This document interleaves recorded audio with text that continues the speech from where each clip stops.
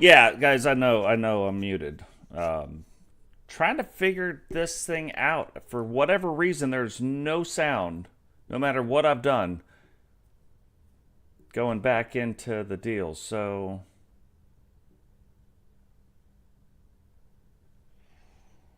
oh, look at that. Look at Nightbot doing his little thing in the thing.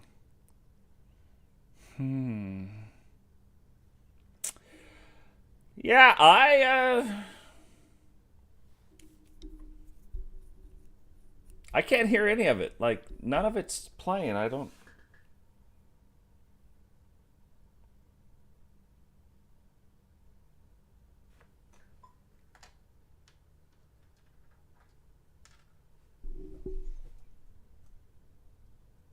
Hold on, it's just restarting. I gotta get in and restart.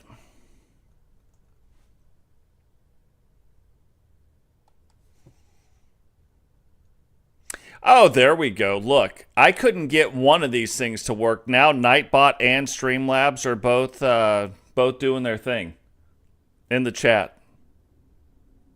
Can't even tell you how they're both doing their thing. They're just whatever. Whatevs. Okay, let's try this.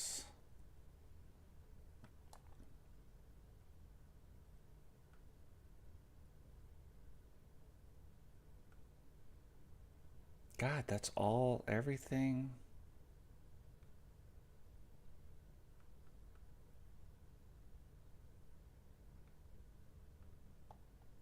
That's right. I don't know.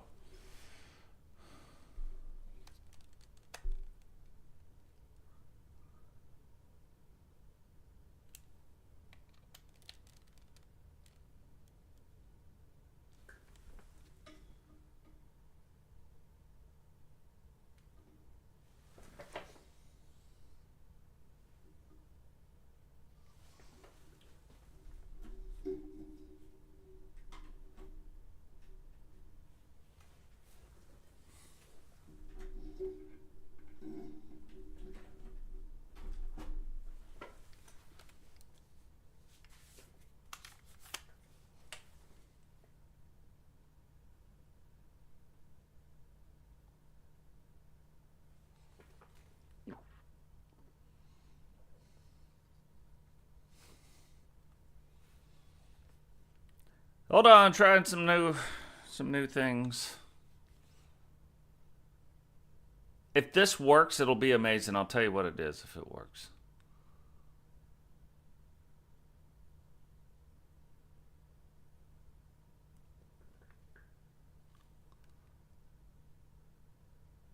How's everybody else doing, though? Yeet, yeet, indeed.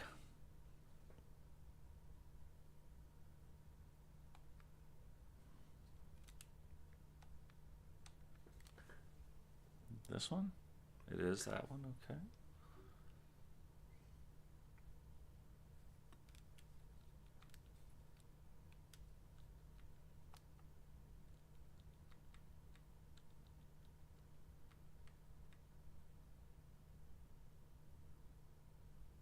Huh.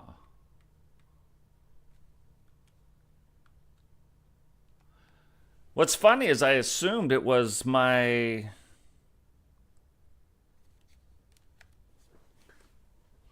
I assumed it was the computer, but it might be the PlayStation. Hold on.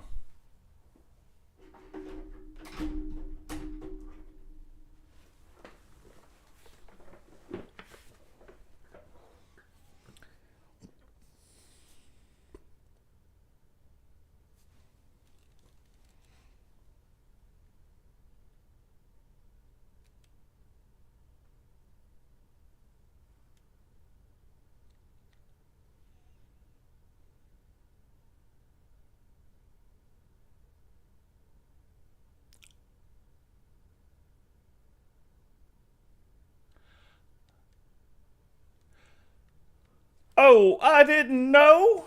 That's right, I didn't know. But I think I got it fixed. I can hear things now. Maybe.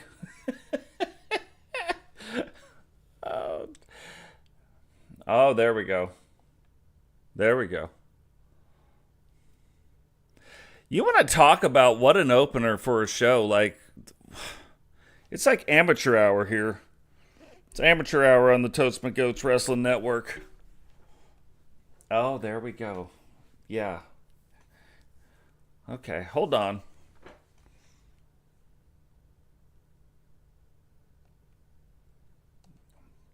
Yeah, I guess I should have just restarted the PlayStation for whatever reason. Maybe there was an update. Maybe there was something. I didn't see an update.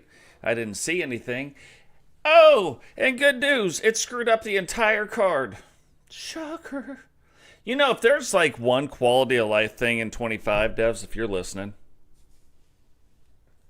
it would be that. Like, why every time you leave the thing, now we gotta do the thing, you know what I mean? Now I gotta fix something. But when in Rome, be an interesting opening to the show. You know what I mean? We have got some big things coming though. Be some clues in here today. What's going on, Logan? Welcome to the stream. Matter of fact, why don't we do that while I'm doing this? Why don't I do that? Bama Boy, welcome to the stream, brother. Vipero, what is happening? Welcome to the stream. We're going to do some things. It was kind of, today was between a few different things of trying to do a podcast or doing this. And anytime I can do the show, I will typically do the show. You know what I mean? So we'll do that. But we do have some podcast stuff coming up, talking with the moderators a little bit earlier. Might even have kind of some special things. But what I want to do is maybe set it up for next Saturday where we can look at getting people in the community onto the show. You know what I mean? I think that would be more fun. Just go. I've got the card all written down. We just gotta do the thing. We'll get this set up and then we'll get rolling. But yeah, I think it'd be a lot more fun to actually have the community members coming on, you know, and we'll talk. I'll lay out the questions and stuff. So, in the Discord, if you are available to talk, you have to have a microphone at least. If you have but make sure you can talk in the Discord. We'll try to do it through the Discord, but if you can do that, and we'll do like a test maybe on a Friday or something where we'll kind of test some things out. Make sure that when we go on live, because if you're out of the country, it's a lot harder for some reason. Or maybe it's just the internet connection. I don't know. But I do know that is an issue. Customize, yeah. God, it even screwed up the matches. That's amazing.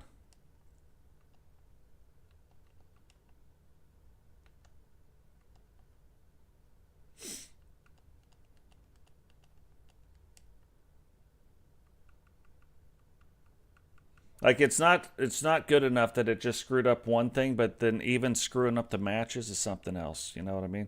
It's on another level. Vipero, Iffy, welcome to the stream.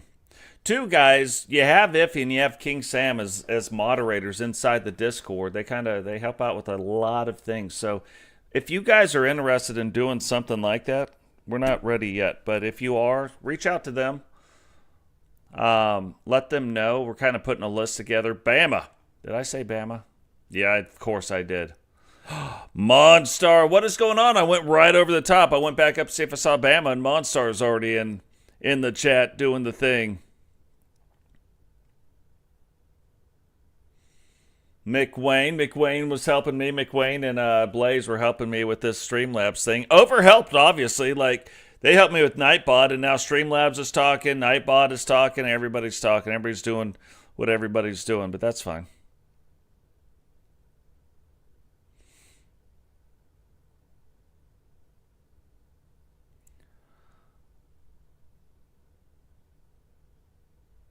Yeah, Bear's off camera. Oh, and look at Logan. Logan doing the thing already. Like, not even screwing around. Logan's like, hey, I know you're jacking around trying to put this card back together. And Logan, I reached out to you on Discord to see if you wanted to become a wrestler, like, in the WCW.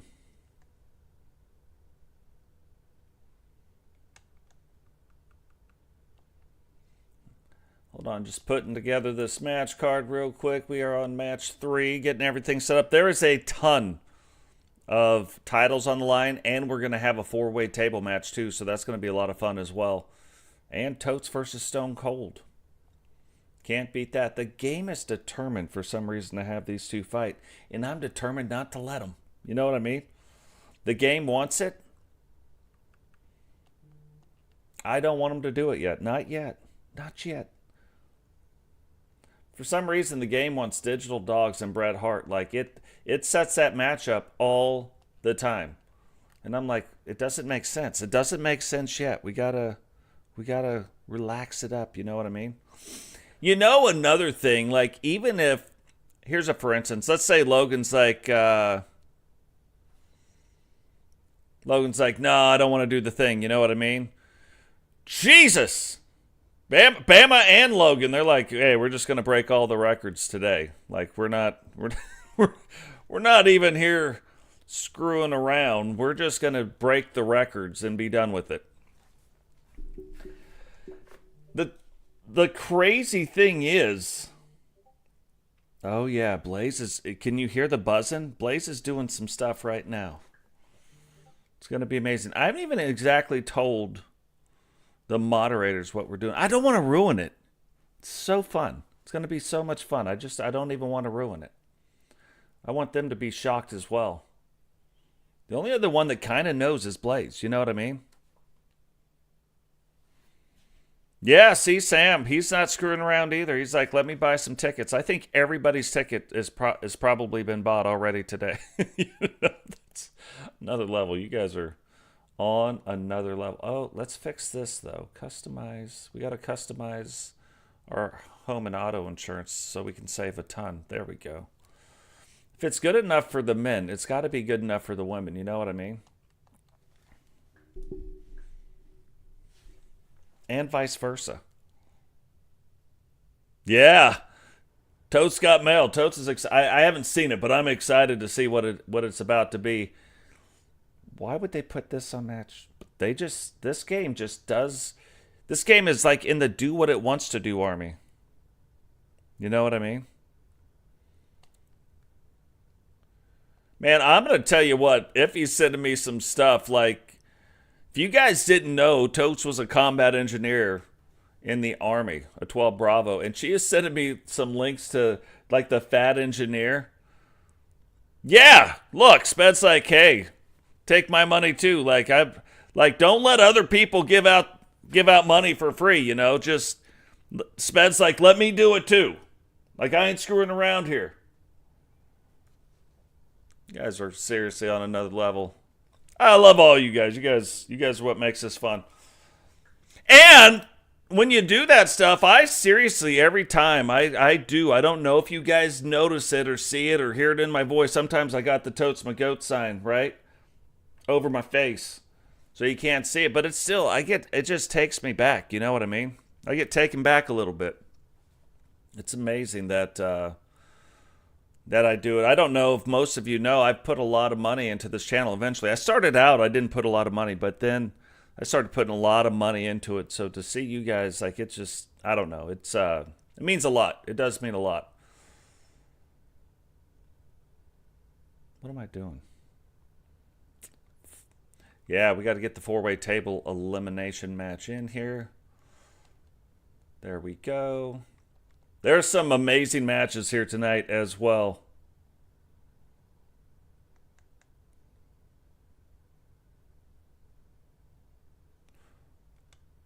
Let's get him.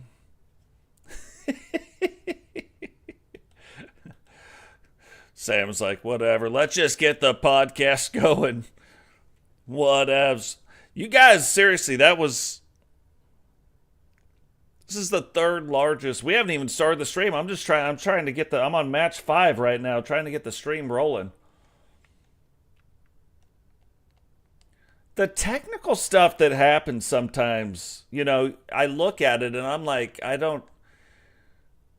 go through everything I know that it has ever done, and I'm like, I'm going to fix this time, no problem. And normally it works. Today it just wasn't doing it. I'm like, I've got to go live to make this, to fix it, to make everything happen. You know what I'm saying?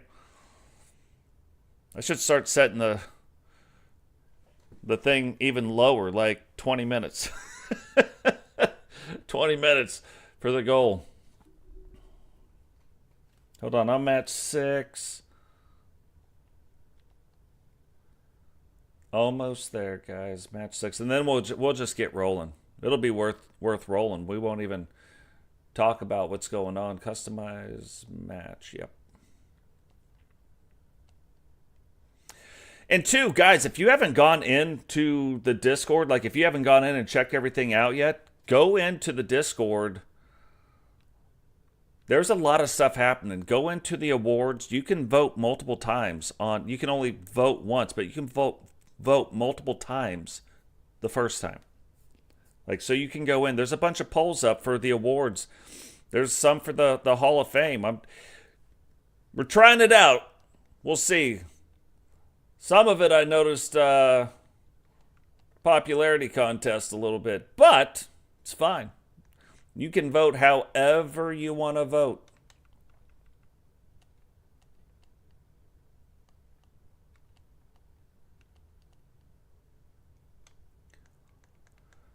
But we've kind of got this hall of like the Ring of Honor type of a deal, which is pretty cool.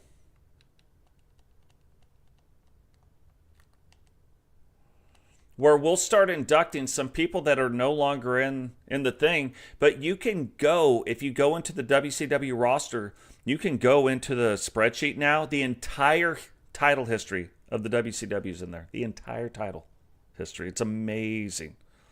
Yeah, you get a Flippity Doodah t-shirt, you know what I mean? Like, we're working on that as well. Match 7.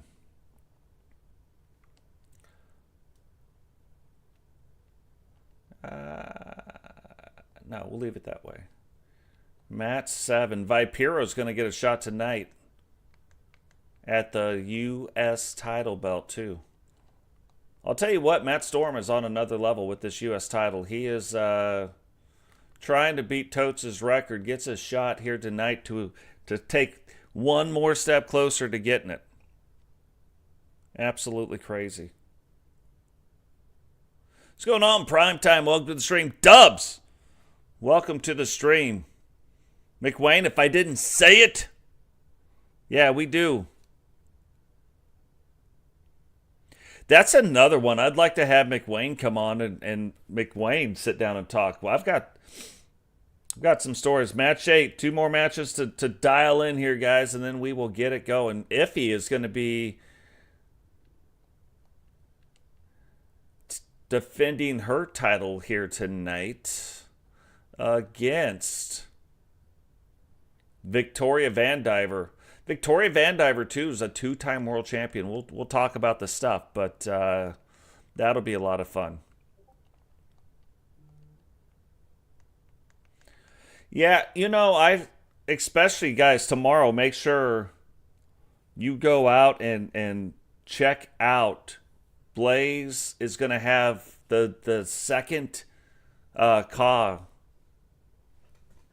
Summit podcast tomorrow. It's going to be a fun one. So make sure you guys go check that out. I will be definitely checking it out.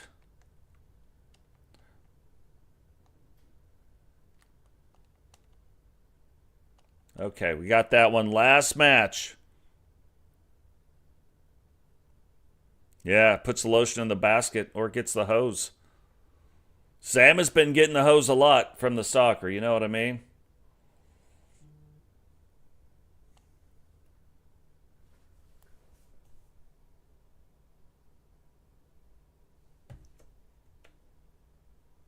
Yeah, Frankie Two Fingers. I don't think a lot of people realize this, but when I do this thing, this is Frankie Two Fingers. I am not Totes. Totes is its own character that does its own thing, right? I'm just Frankie Two Fingers doing the announcing, not the same guy.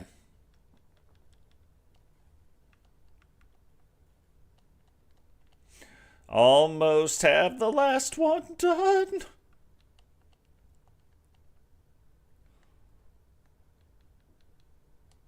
And remember, guys, I said this in the thing. Like, if you guys are in the Discord, I talked about this in the Discord. you guys are going to start seeing some little hints on what is to come in the coming weeks.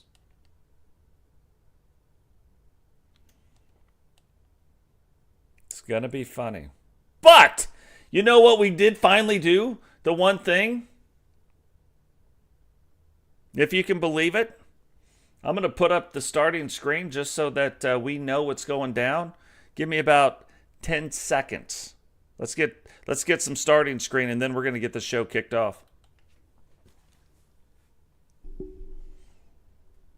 Not even going to be 5 minutes, but I just need when I'm doing the chapters, that way we can skip past all that part.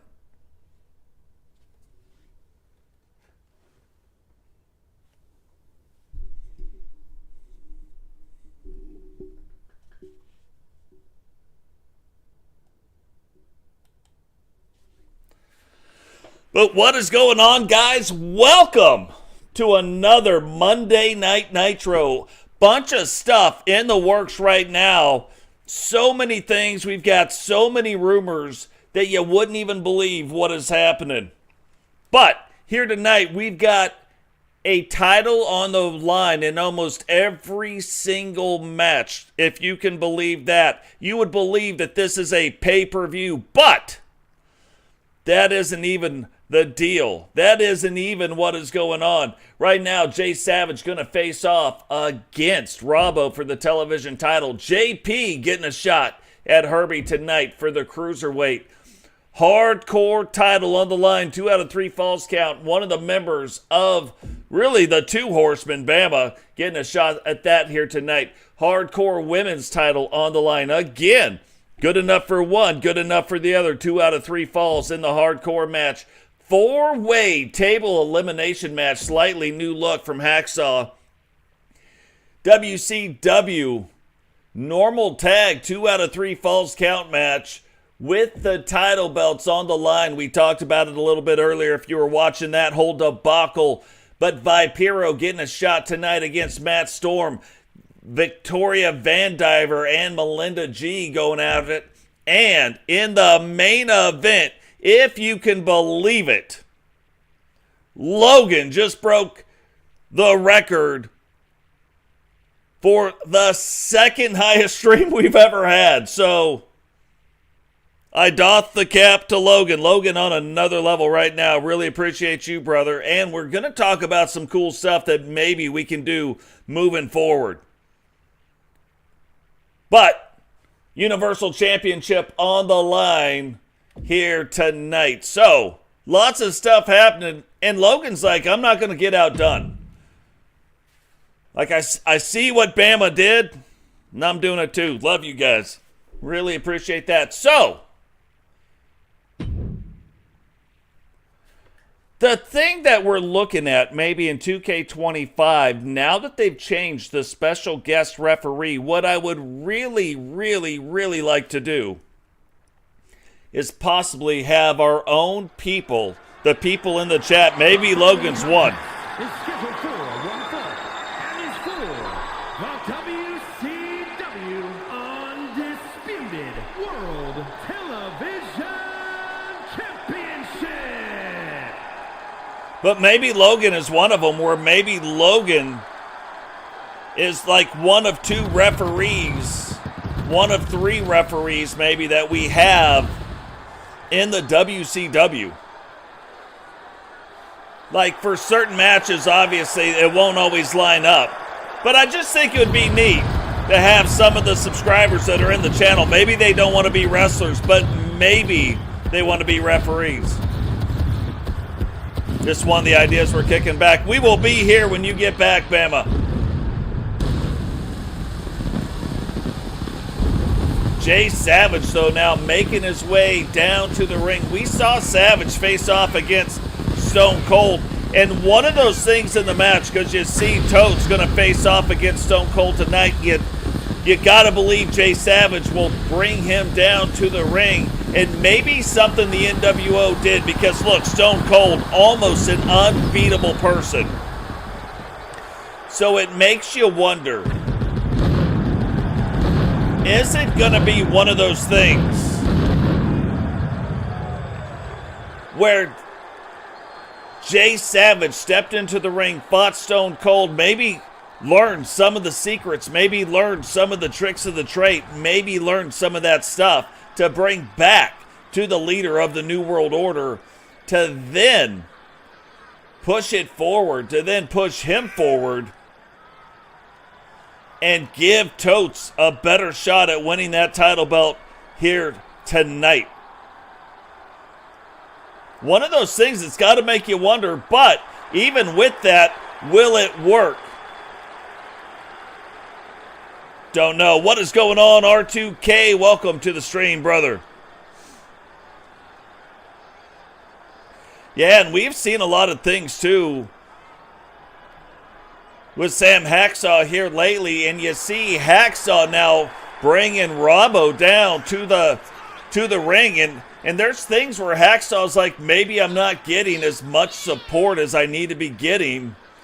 You know, we know that soccer thing is going on. We thought maybe it had moved past it. Maybe the stalker wasn't around anymore, and now we're starting to hear, we're starting to see things where the stalker absolutely jumped him in the parking lot last week, ends up losing the TWC Intercontinental title belt to Peyton. Will Hacksaw go back after that? Will Hacksaw be looking maybe for the TWC World title? Don't know.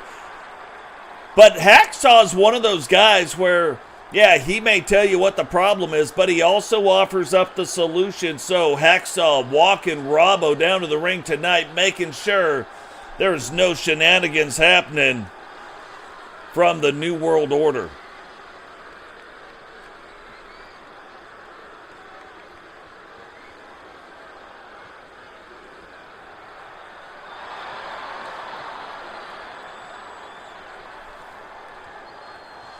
Robbo, we know, looking back at Robbo over Robbo's career, was a leader, was really the last leader of the Four Horsemen. The challenger from Tacoma, Washington, weighing in at 269 pounds, Jay Savage.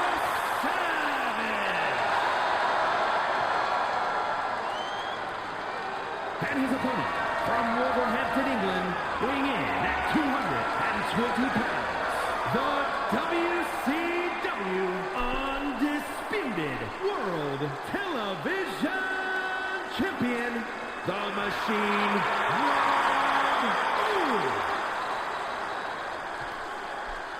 So we know he was the last leader of the Four Horsemen because whatever happened, he was holding on to the Universal title, lost that title, decided to go briefly to the WWE, entertained that idea, but made the announcement he was leaving WCW. Ends up coming back, probably within a few weeks, ends up coming back. The Horsemen take him back in and then whoop him and kind of jump him back out. Robbo not knowing where to go, and in the meantime, the Horsemen had decided that they were not going to have a leader. So Robbo ends up kind of doing his own thing briefly, joining the Judgment Day, now finds himself with former fellow enforcer, former fellow horseman, Rowdy. And you can see with the things Robbo's starting to do, Robbo's starting to climb that ladder again, starting to get back into that world-class form that he was in. And then you got Jay Savage on the other side, was the leader of the Syndicate. Gets word that some things are going downtown, doesn't know what's happening, what is going on. Jacob Hernandez, welcome to the stream. But starts getting word that things are going downtown, and then pulls this big kind of sly move where JP thought he was going to be doing things to attack him and take over the Syndicate, but he had already left and joined the NWO. JP then takes the corporate Syndicate, takes the Syndicate, forms an alliance, a bond with the corporation to now have the corporate syndicate. So, lots of things kind of colliding and meeting in this match right here. Maybe even beyond just the television title. Maybe beyond just the NWO versus the corporate syndicate. The NWO versus the WCW. There seems to be a few things and a few storylines like starting to converge right here in this match. But these guys so far going back and forth, and you can see Savage really finding the home here in the NWO. You can see that his style of wrestling really lines up with the New World Order.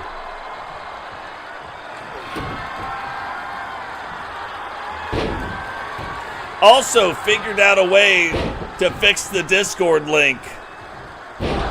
So now you can click on that link quite a few times before it expires. And a 2 count right there. Wasn't even calling on the counts because still early in the match, but Jay Savage looking like he's fixing to try to put an end to this match right here. Charles Robinson right in the middle of it. And could you imagine in 2K25 being able to say Logan Windsor right in the middle of it? You know what I mean? Instead of Charles Robinson. What's going on, Sentinel? Welcome to the stream. And look at this. Another former Horseman, Totes my Goats, and Robbo. And Totes giving them the old what for, letting them know what the price of tea and shine is. And Jay Savage able to get back in there. And there we go, trying the Ric Flair style chops. Robbo reversing it around, but Jay Savage might be a little bit too much, at least right now. You can see something going downtown. You can see something happening where maybe Robbo's starting to feel it a little bit in the ring. Maybe these attacks from Savage now starting to take effect on Robbo. But Savage keeping after it.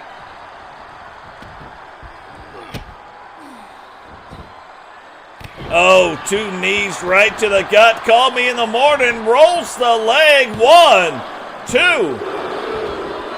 And Robbo kicks out and kicks out with some authority to top all that off. And look at this. Robbo's starting to feel it. Looking like he's getting a second win. Starting to deliver those chops back. You can hear the crowd going, woo! Just like Ric Flair. And can Robbo complete the comeback and get the pin right now? Another chop, and then the overhands right to the gut, attacking the midsection of Jay Savage, throwing him over. Will Totes get involved again? Will Sam Hacksaw get involved? So far, Hacksaw sitting back, and he splits open Jay Savage, and that should show you there is no love lost between the corporate syndicate and the New World Order.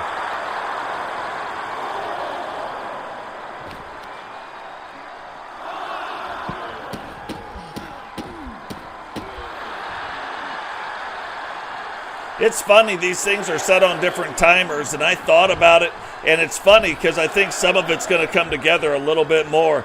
Now, you cannot win, or the title, you can win, but the title belt won't change hands on a count out, and it looks like a count out was going to happen, but Robbo, not having the count out, climbs up to the top.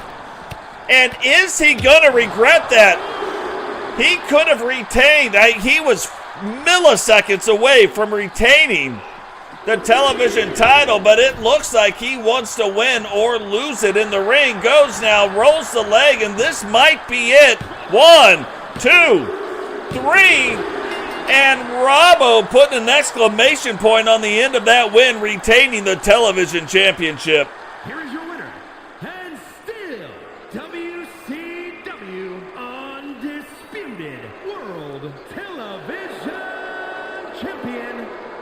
Machine, Robbo. Now, I'm telling you, he lets that count out go.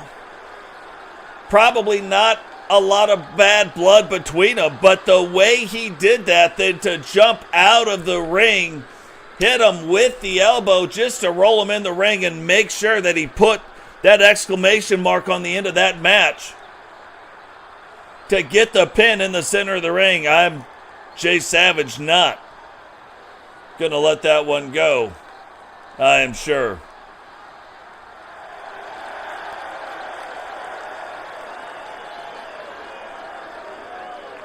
But again, Robbo, we talked about this, kind of not doing so well, wasn't doing so well even when he went and he joined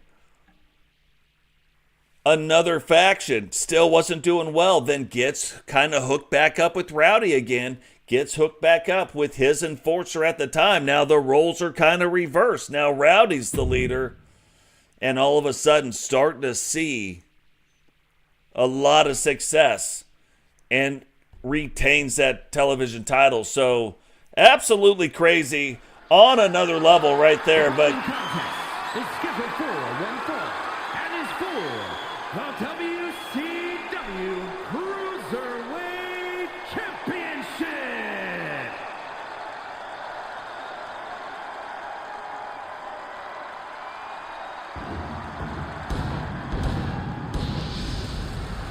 now Cruiserweight title belt on the line. Now we saw Herbie beat Vipero to win the Cruiserweight title, and I told you I was pretty sure Vipero really having his sights set somewhere else. Vipero starting to climb that ladder again and have his sights set on that United States title. Last time he won the title, that is where things fell off. That is where things started to go wrong. So, Vipero getting the shot here tonight, but you look at the state of the Cruiserweight title.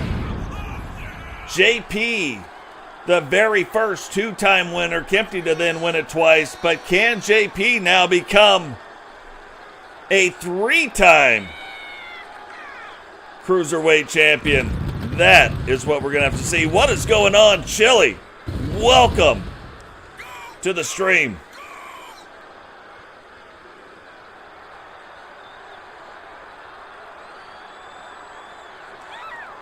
Let me say hi to Chilivox Kids.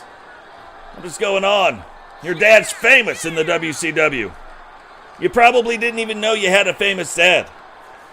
It happens. Sometimes the fame comes so quick you don't even know what's going on. If I was Chilivox Kids, I'd be asking Dad for an autograph right now. Just saying. Dad, let me get them scribbles, you know what I mean? It's gonna be it's worth money.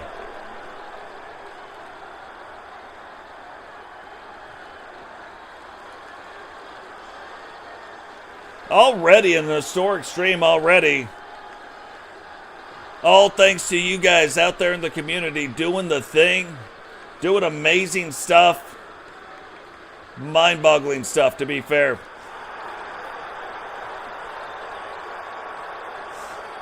And we talk about it too. We talk about the things that have happened leading up where Sentinel, one of the greatest, if not the greatest, world champion ever.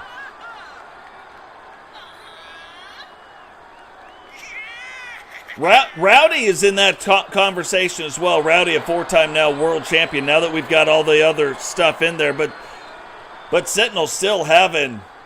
But Sentinel went through this huge losing streak to then come back to the top of the mountain and defend that title a bunch of times. Rowdy also, and Rowdy might, look, to be fair, let me look, because Rowdy defended it 7 times back, if you go all the way back to season 2. Introducing the challenger from Salt Lake City. And Sentinel defended it 7 times. 193 pounds, JP.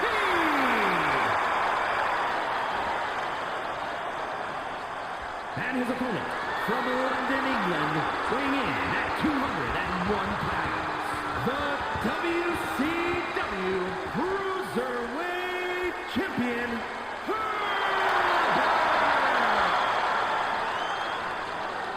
So we got two guys, Sentinel and Rowdy, both defending the title a record 7 times. Sentinel a 3-time world champion, Rowdy a 4-time world champion. So absolutely crazy on that scale.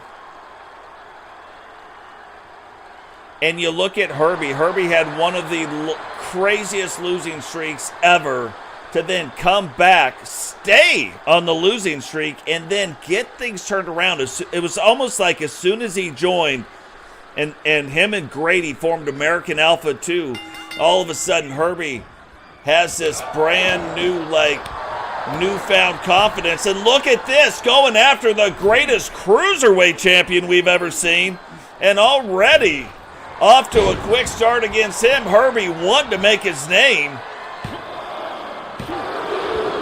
And getting a 2 count already on the VP of the corporate syndicate. Talked about that a little bit in the first match, but JP, kind of the number 2 guy in the corporate syndicate. And Herbie, kind of like a rated R2K, not wanting to join, kind of like a Sentinel, not wanting to join the corporate syndicate, not wanting to join the NWO, wanting to stay on the side of WCW and fight for WCW. Now out doing the thing.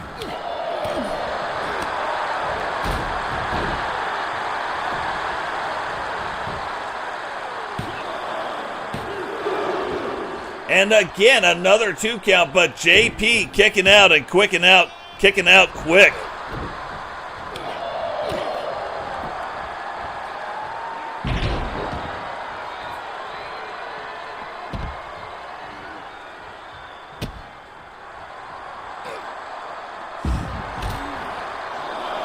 And if you guys got some funny things you want Streamlabs to say, jump in the Discord and tell me the same.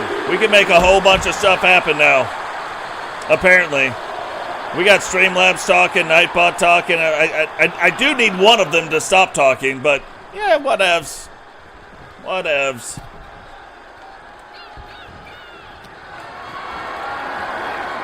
Maybe I can let them both talk still and just say different things, you know what I mean?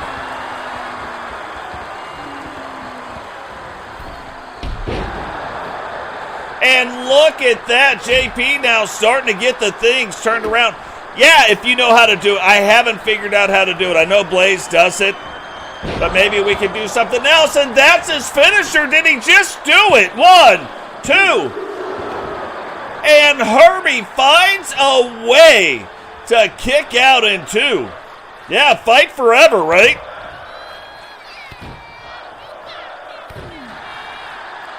Maybe we do some like lame thing, but you know, like the dad jokes, right? Except maybe they're like Totes jokes.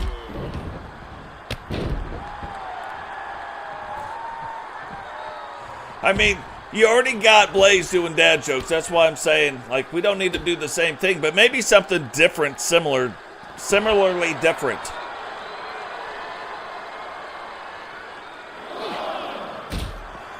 Oh, that would be funny too.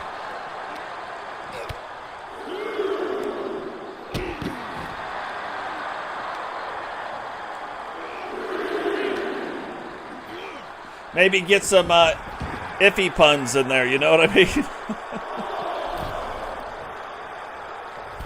Oh, did you see the state of that? That might just do it, too. And JP looking around, cannot believe, I can't believe it either. JP keeps taking it to the top and still finds a way. Herbie gets out of the way. Both guys going after each other, but Herbie coming out right now on top, grabbing the nose. Just, you know, he's just checking, making sure there's no hangers in there. Like really good teammate type stuff there, Herbie. Trying to hook him up, and that is a huge clothesline. We have seen him win the match on that clothesline alone. But Herbie knows the guy that he is fighting, again, greatest WCW Cruiserweight champion we've ever seen. And now Herbie takes off the thing over there, not really sure. The referee saw it, might not even use it, puts him up, and this could be it. Hooks both the legs, 1, 2, 3, and Herbie finds a way to retain the WCW Cruiserweight Championship. Here is your winner, and still WCW Cruiserweight Champion, Herbie found a way to take it from the corporate syndicate and keeps it in the clutches of the WCW wrestlers. And look, at the end of the day, we still don't know. We know what the NWO is trying to do. What's going on, Triple Beat? Welcome to the stream, brother. We know.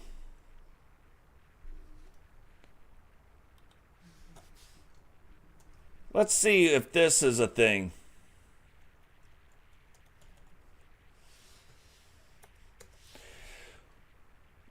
But we don't know, where does the corporate syndicate fall? That's what we got to find out. Like, I'm not convinced that the corporate syndicate is trying to save the WCW either. Maybe they are. Maybe they aren't. I don't know. So the only thing we know is the WCW wrestlers, the ones that haven't joined. Champion versus champion contest is a 2 out of 3 falls match and is for the WCW Hardcore Championship. You guys should try putting in people's names. Like, it's hard to tell what's going to come up.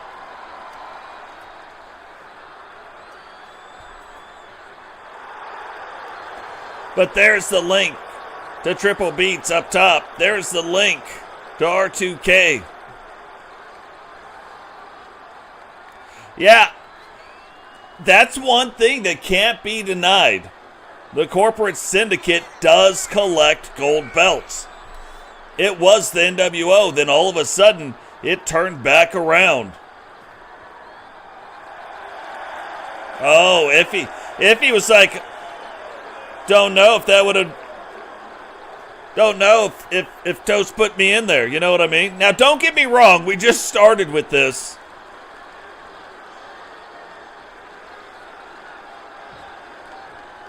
So I've got plenty more to do.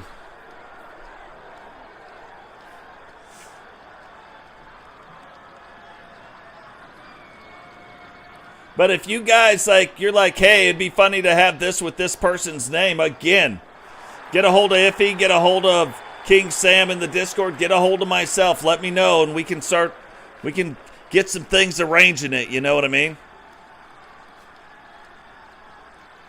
Wonder if we got this one in. Sometimes we got them, sometimes we don't. So that'll be coming soon.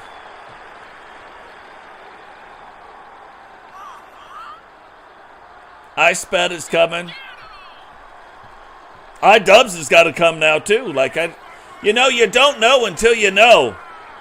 You know who I think is in here though?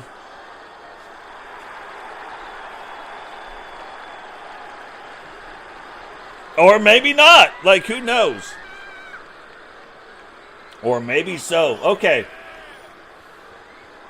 You guys can play with that all day. Chat's a lot more interactive right now. Yeah. Vipero ain't lying. R2K is pretty freaky. But again, this goes back to the things that I talk about. R2K in line for a world title shot, but wins the hardcore title and now just comes out and defends it like it is going out of style. Oh, you found the one.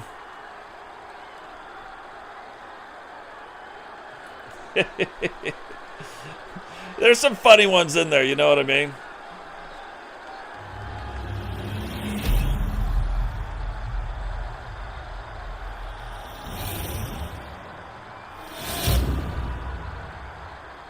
Introducing the challenger from Montgomery, Alabama, weighing in at 240 pounds, one half of the WCW Super Extreme Tag Team Champions, Bama Boy!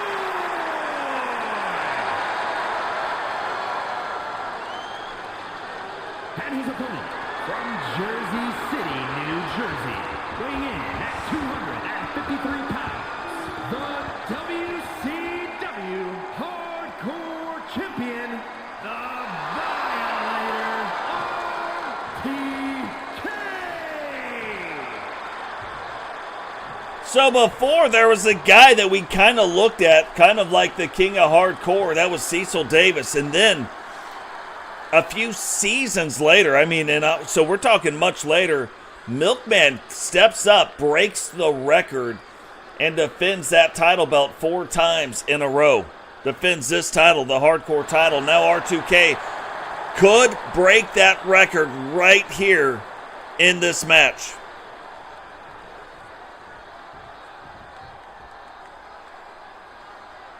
Oh, we'll get one for Vipero too. Like I said, I only had about 20 minutes to kind of mess with it a little bit, but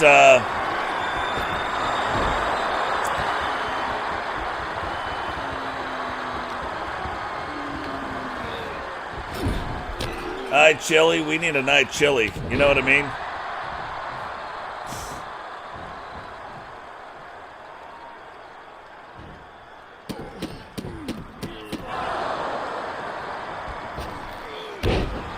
But R2K, like, he's a big guy, but he's still, and I don't mean super big, but he's a bigger guy that still has a lot of agility in the ring. So he can do a few things where maybe some of the bigger guys don't have the ability to do it, but he can still kind of come off some of the ropes or come off some of the things,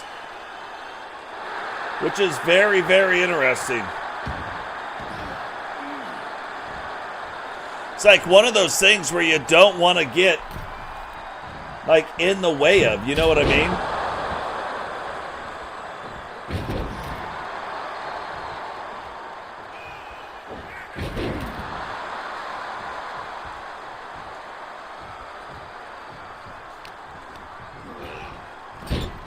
But Bama, and this was the point I'm trying to make, while he has all of these guys, or all of these title defenses, Bama has won this belt 2 times. So Bama trying to make it 3 here tonight, and I believe that would make him the first 3-time hardcore champion. We'd have to look it up.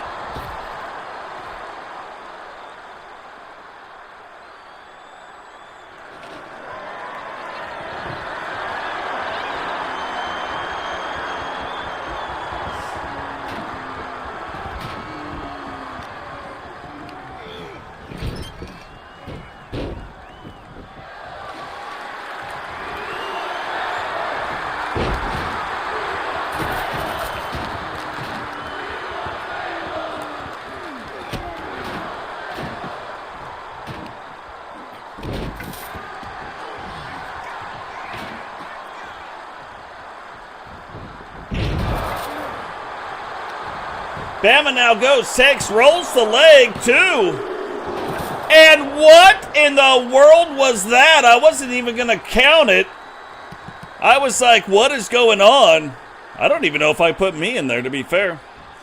I'm like, what was going on? I wasn't even going to count that.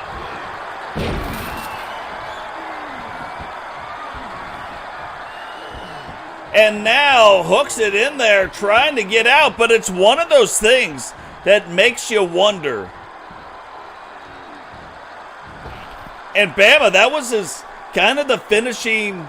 We've seen him, not necessarily his finisher, but one of his kind of finishing type submission holds. We have seen him win on that.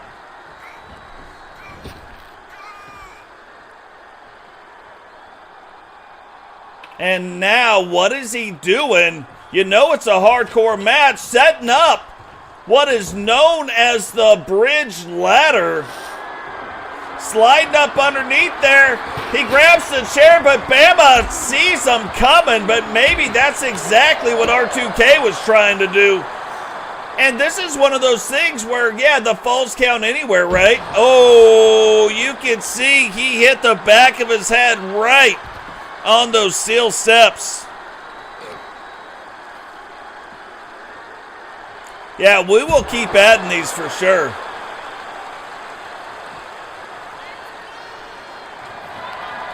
And again, if you guys, oh, did he just retain his title? 1, 2, and Bama, a member really of the Two Horsemen.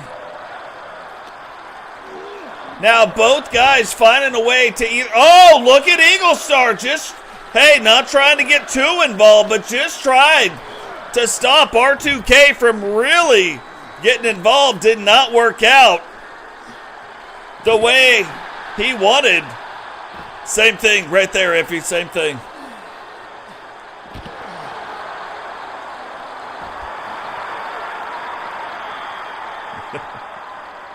Oh, that would be funny too. Again, guys, if you guys have funny things, I'm serious, reach out, say, hey, put in the I command in the Discord, say for this, it'd be funny if. Because again, it's a community thing, guys, community deal. These guys just keep pulling out ladders and hitting each other with ladders. 1, 2. And this is one of those matches you would expect between the two of these guys. R2K trying to break the record right here, trying to become the longest reigning hardcore champion. And this has just been a brutal match. You can see there are things, there are pads that are missing off the table. We can see the baseball bats. We can see the table. We can see the ladders that are going on. And there is the first fall, but certainly not the last one as of yet. R2K gets one more pin or one more submission. He will win this. Bama needing 2 now to win the title, and Bama trying to fight back.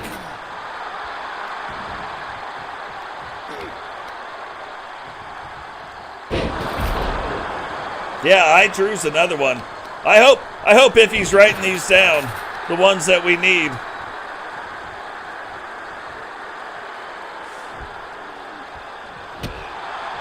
So Bama trying to set him up. Thought he might even try to use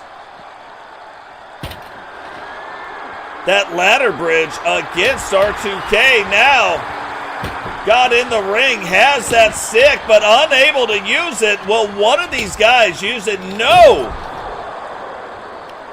Oh, R2K's like, thanks for bringing me the kendo stick. And now getting to work on Bama.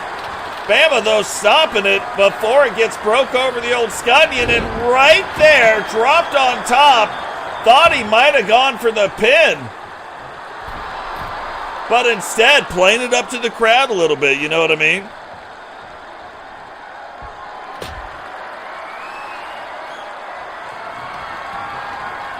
And there it is. That could be all over but the crying.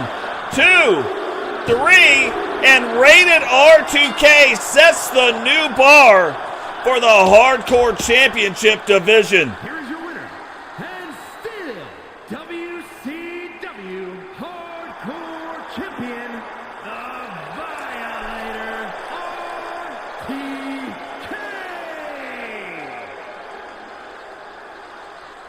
Rated R2K setting a new benchmark in the hardcore division, able to defend the title belt a record number 5 times.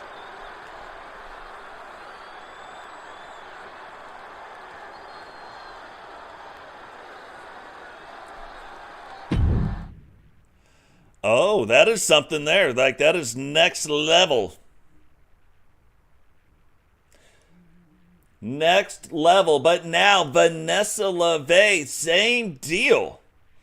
Extreme Rules, 2 out of 3 falls count, except she is going up against the monster herself. Crimson has to find a way to defend the title by beating Crimson twice. Crimson's got to find a way to beat Vanessa twice to win the title. Following contest is a 2 out of 3 falls match and is for the WCW Women's Extreme Championship.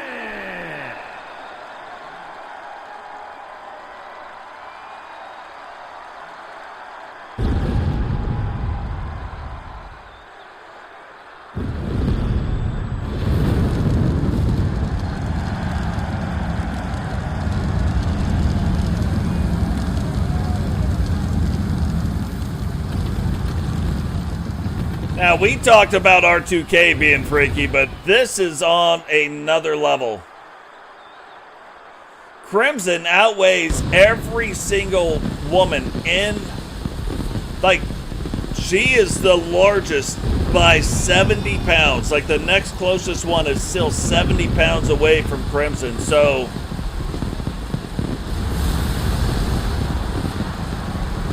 very, very large lady. But you would expect Crimson to be the world champion in the women's division, have that title, and then never let it go. That has just not been the case. She has won it one time, but it has not worked out that way.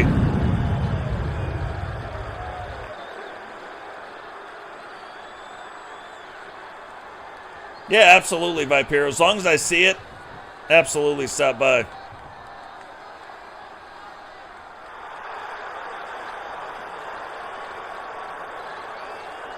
Yeah, see, Iffy's always got a plan. You know what I mean? Like, if you were worried about, hey, how do I get this done? Iffy's got a plan for you. She'll let you know. Vanessa now making her way down to the ring, and she has defended this title belt before. So, lots of things going on. Just kind of looking back over. You look at the women's hardcore championship division, the history of the hardcore title.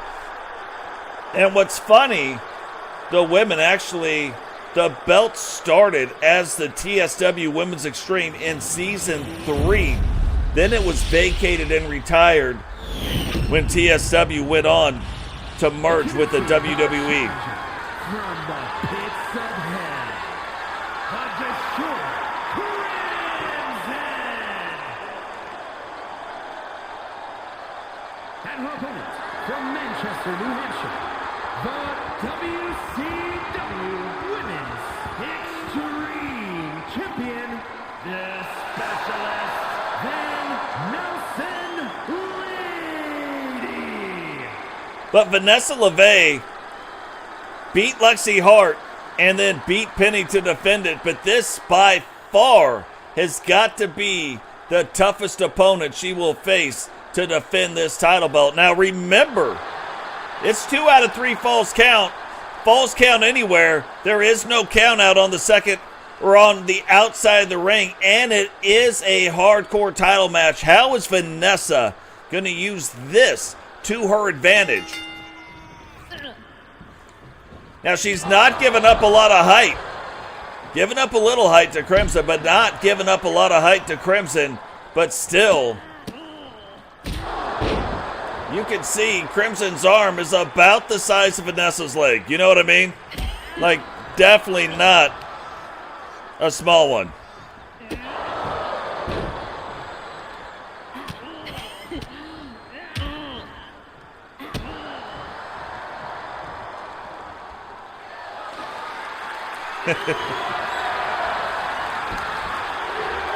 And we talked about Vanessa needing to use the weapons, and already Crimson breaking out a kendo stick, trying to get the weapons.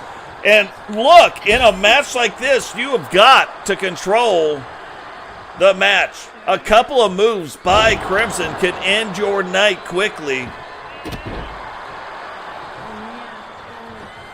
And Vanessa's starting to realize that. Took a couple shots from Crimson, but now starting to get back on the other end of this. And look at that. Crimson not staying down for nothing. And I really expected at some point Crimson would have taken off and wrestled a lot like you're seeing her right here. Now, we've seen it in a couple matches where she's really taken where she wants to not just win the match, but prove a point. And it is in that moment where she is trying to prove the point where she typically loses the match. Instead of keeping her eye on the ball, instead of being like, no, this is what I'm going to do. It's all about winning. She wants to prove that she is the best, and sometimes that kind of gets her off the mark a little bit. Now breaking that kendo stick over Vanessa, rolls up the leg.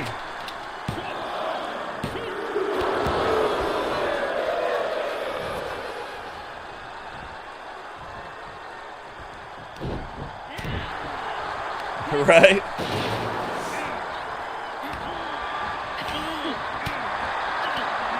I think that's mainly because I don't share it in that, like, I don't share it in other Discords. I don't share a lot in a lot of the other Discords. I allow, that way when you guys share, you guys don't have to share it necessarily in mine. Oh, I haven't even shared it. I haven't shared it anywhere. So speaking of that, drop likes on the video, subscribe if you're new, turn on the bell notification every single time we go live, share the video, do the thing that I haven't even done yet. I was so busy trying to work out the things, work out the sound problems I was having. I didn't share the video either. Shame, shame. I know my name. Frankie Two Fingers.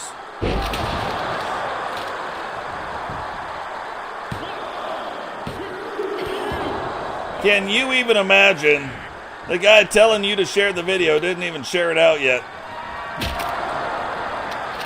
Dum da dum dum. Crimson now grabbing that trash can, and you can see obviously having bad intentions with it. But Vanessa gets out of the way, but oh! Never seen that reverse. Vanessa first here tonight in the match. She swings. And now these women going back and forth. But look at this. Vanessa standing toe-to-toe. Doing the thing. What in the world was that? That was her finisher. 1, 2. And almost a 3 count right there on Crimson.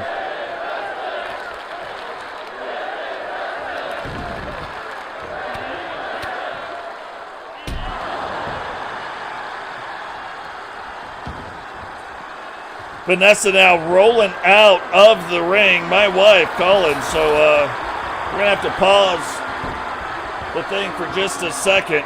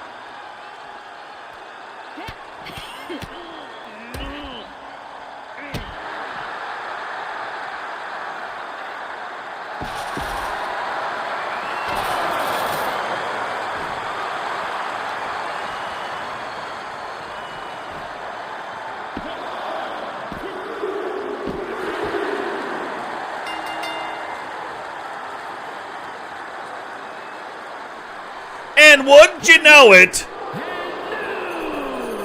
WCW Women's Extreme Champion, the Destroyer, Crimson.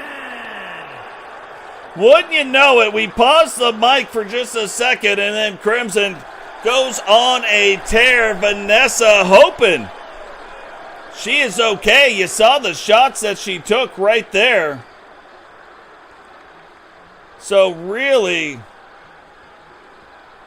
hoping that she'll be fine, but definitely something we are going to want to keep an eye on after this match and moving forward. Crimson, though, again, trying to prove to the women's division she is the best. And look, if you see that and you were the champions above that division, I've got to start going like, oh, hold on for 1 second here. I've got my eyes on, like, I got my eyes on Melinda. If I'm Aussie, I'm watching Melinda. She's on another level right now, and now I'm starting to watch Crimson. I'm starting to have an eye on Crimson to make sure I know what she is doing at all times. What is going on, Vanessa? Welcome to the show.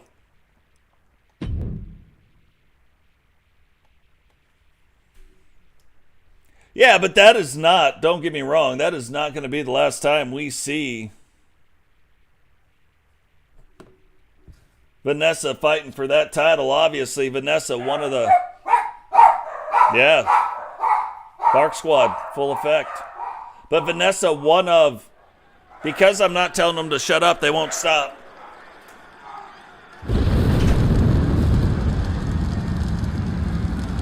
And the beauty of it is they're barking at nothing. Making his way to the ring, representing American Alpha from the good old USA, weighing in at 248 pounds, Grady. Now, we saw Grady's tag team partner Herbie earlier tonight successfully defend the WCW Cruiserweight title. Keep it on the side of WCW. Can Grady here tonight, the second half of American Alpha 2 and an original member of American Alpha 1, can he keep himself from going through some tables? Yeah, you know, it's mind-boggling to me what they bark at. The same noises happen all the time, but they act like it's the first time, which, don't get me wrong, it's an endearing thing about dogs. You leave the house for more than like 2 minutes in my house and you come back. Hey, good luck out there. One of America's biggest badasses on the planet, Vanessa. You have a great day.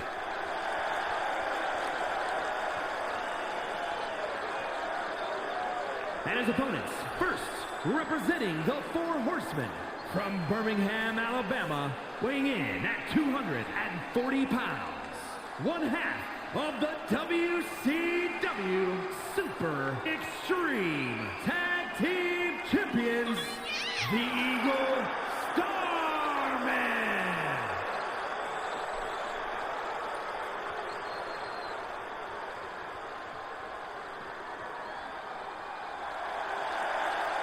Eagle Star 2 making his way down to the ring. Now, historically, Eagle Star does not do well in these table matches, but does that change here tonight? Grady typically does very well. Jahki usually wins them. Eagle is usually the first one through the table. Can he change his stars here tonight?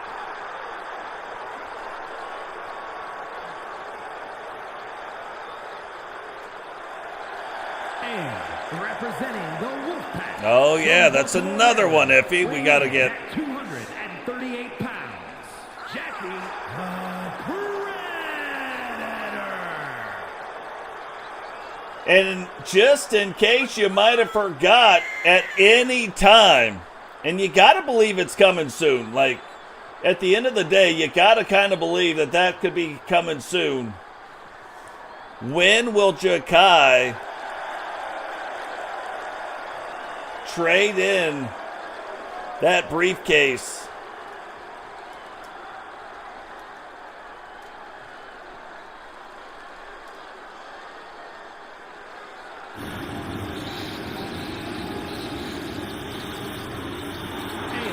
Representing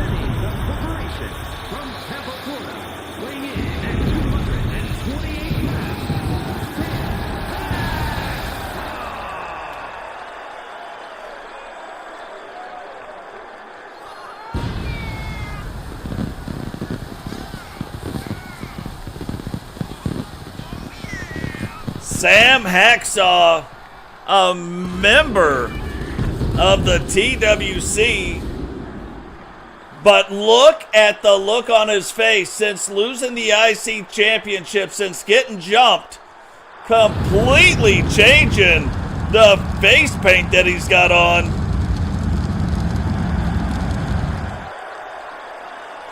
Looking like he is meeting more and more business right now and making an appearance here on Monday Night Nitro.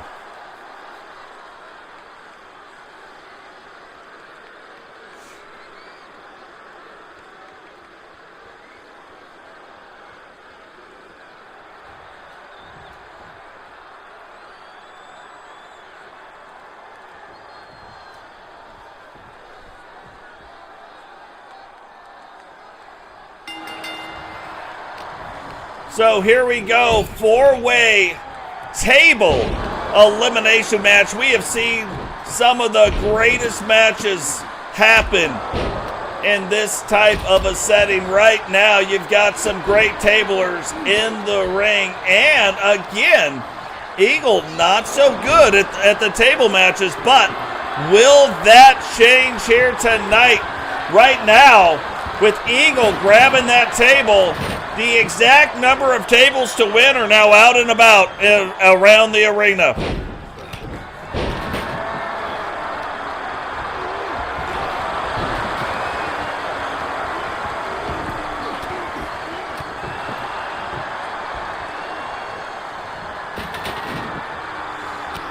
Eagle throwing it, thought he was going to set it up, and you know, when you first go to set it up, once it's set up, anything can happen. That's when the shenanigans happen. You can get a Scunion Buster right on top of a table, or create your own Scunion Buster right there if you're Eagle Star. Eagle Star taking both their heads, smacking the old kibosses together.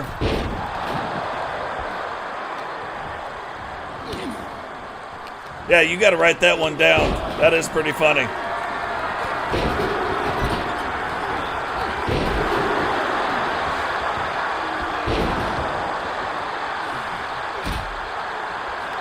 And look at that, Hacksaw playing a little bit of possum, letting you know he can play the defense.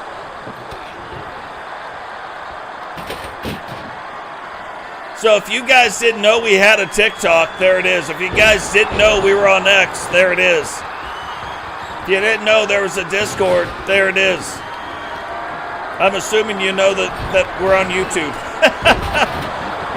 I'm assuming you can see that. There we go. Write that one down too. Rewatch gang, we need that going on as well. Grady and Eagle Star in the ring. Sam Hacksaw and Jahki outside the ring. And again, with that one table being set up, from inside, from outside, anything can happen. Anybody can go through that table.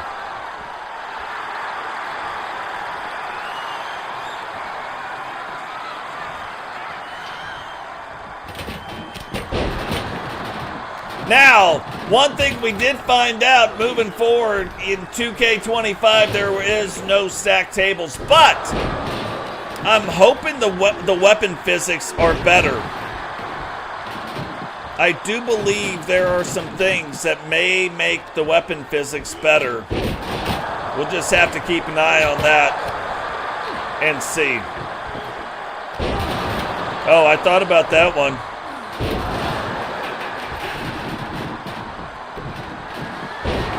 I could have swore I had something for that, though.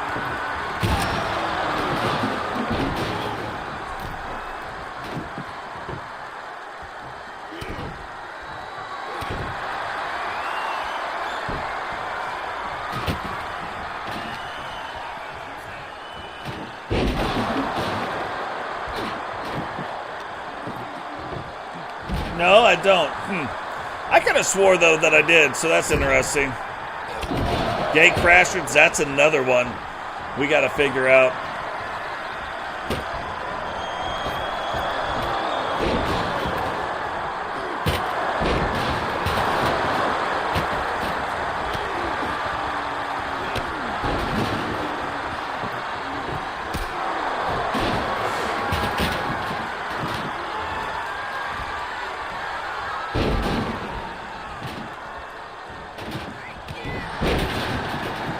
look at the absolute state of these guys. Like, I'm telling you, it is absolute carnage inside this ring right now. There is broken things going on.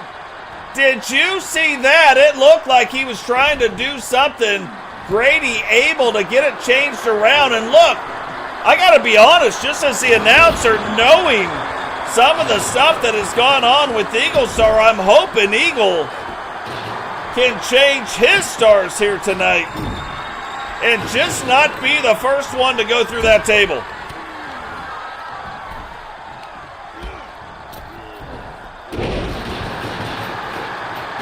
That trash can is on another level. It has seen some things already.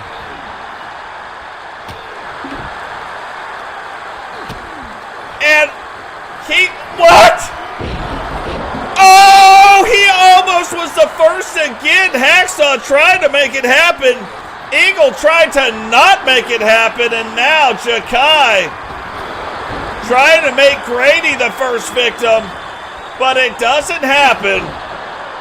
And just to show you that no good deed goes unpunished, Eagle Star almost in saving Grady becomes the first one to go through the table. Very, very close to being the first one to go through that table.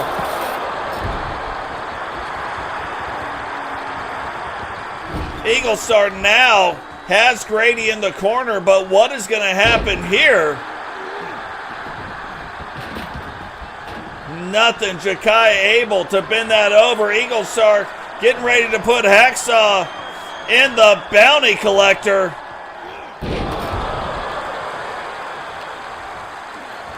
I blame myself, Extreme. Like, to be fair, I blame myself. It is my fault because I did not share the stream out with anybody.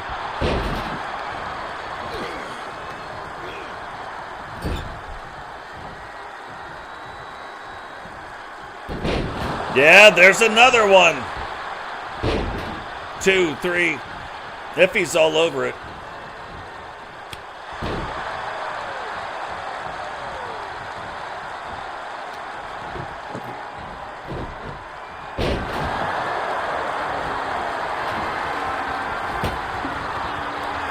See though if I could fix some of the stuff maybe a little bit. And look at that! I thought he was going to try to put him through that table right then, right there. Ends up not doing it. Grady holding on to it.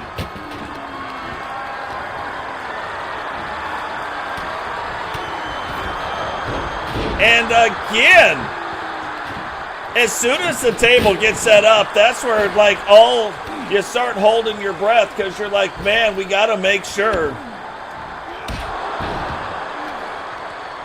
We got to make sure that the things are happening because at any time somebody can go through that table. Jahki has dropped people onto the table multiple times, but not through it. Table has got to be set up. What is going on, Robert? Welcome to the stream.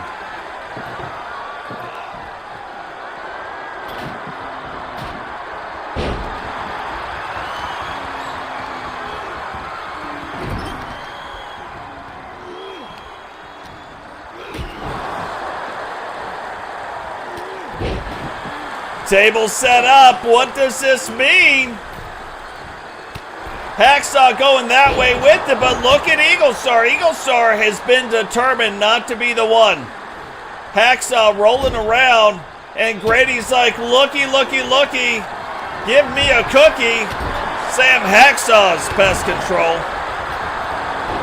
Gets him in there. Jahki's got him in a corner, and nobody puts Eagle in a corner. Except for Jahki twice. And Eagle manages not to be the first one through the table, so does this. Does this mean Eagle has a chance to win it? Remember, the guy who wins this the most, without a doubt, is Jahki.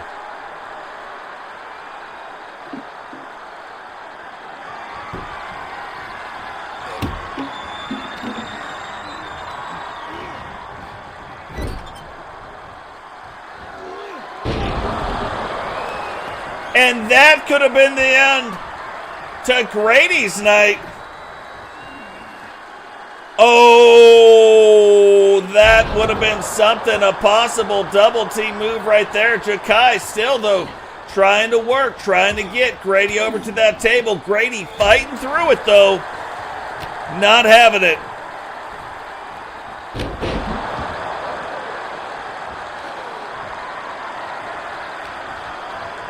I'm telling you, Jahki's got tables for you. He's got tables for me. Jahki puts people through tables so he can go take a pee. Oh, tables are so good on Thanksgiving. Now you you think they would like count it, you know what I mean? They got a wood guitar in the ring. Grady bringing the chair over, looking like he's trying to get to Jahki, except he takes that chair, and maybe he is trying to get over there. No! Trying to get after Eagle, but he knocks that table over, so right now, most people pretty safe from being eliminated. Jahki's like, forget it. I know we had enough tables. Let me go ahead and grab another one. And Grady's like, look, I don't care what you're doing. I don't got time for the table. Like, don't set these tables up because I know what it means. Nobody right now able to set up the tables.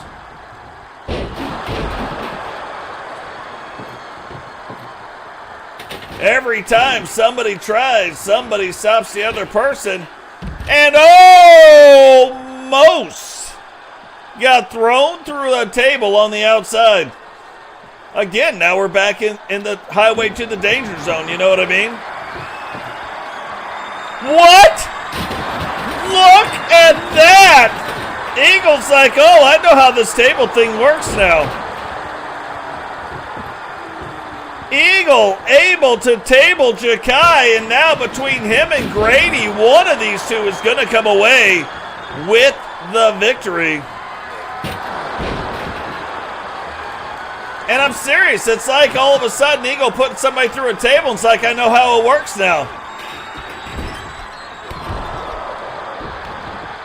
Now all you got to do, you just got to set up the table.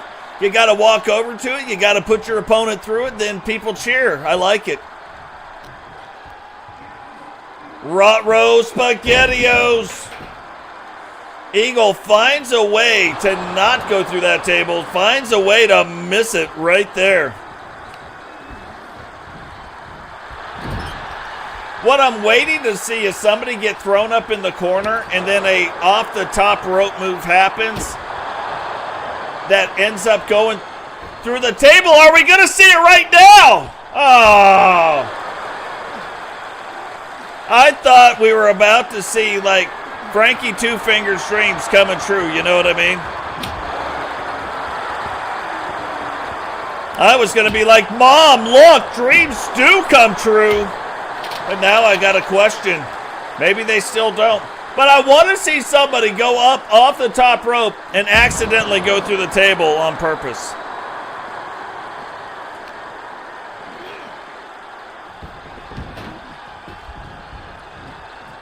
Eagle wisely, did you see the little move that just happened right there? Eagle found a way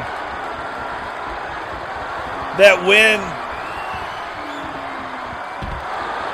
when he got rolled into the ring, because he was at the disadvantage, because Grady had been held the advantage, Eagle knocks the table down so he can't go through it. So very smart on Eagle's part. Not sure exactly what he was doing right there, but Eagle now trying to get the table back up. Will he hit him with it? Yeah, why not?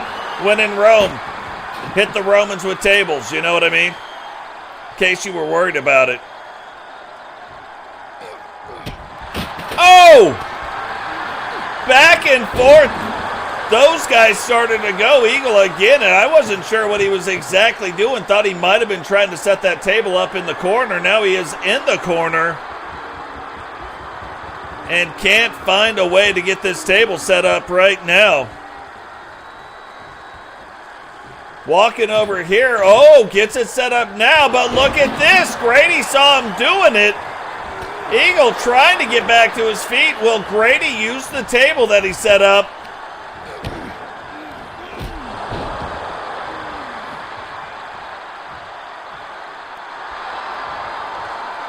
Eagle getting to his feet. He is on the outside of the ring. And he takes them right back up and over, and that could have put him through the other table. However, that table already being used. And if you know about tables, you got to have chairs, you know what I mean? Like if you're going to have a seat at the table, which everybody seems to want to have, you got to have some chairs. Eagle making sure all the decor matches.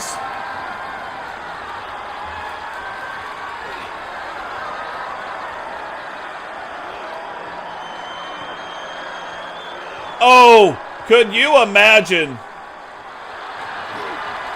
breaking the announce table? Like, I've never seen it on stream, but actually breaking the announce table on stream to win a match, a tables match.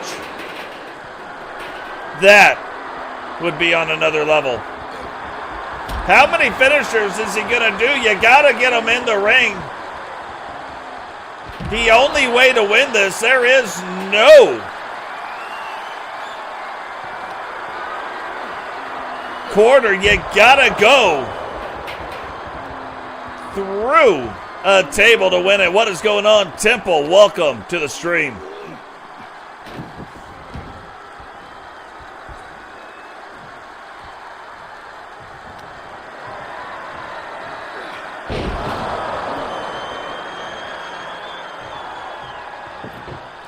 And now look, Grady wanting to get it on right here as well. Two tables now set up in the ring.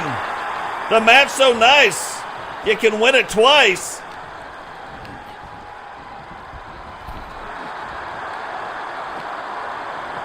But don't know if Eagle sees it. You know what I mean? I'm not sure that he sees what is going on. But you gotta believe he sees it now.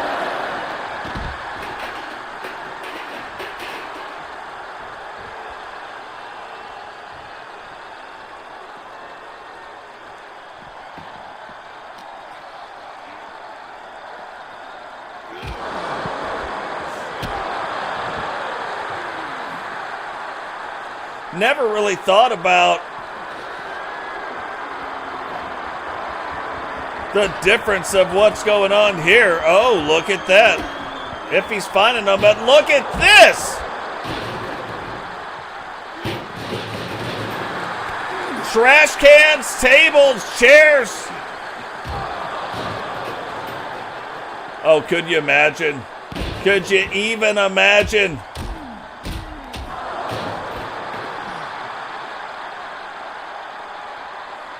Both men starting to move super slow at this point in the match.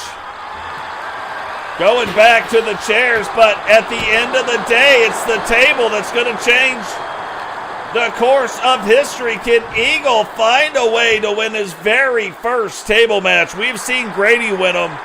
Can Eagle find a way to win this one here? Grady fighting through the punches, trying to get back to his feet.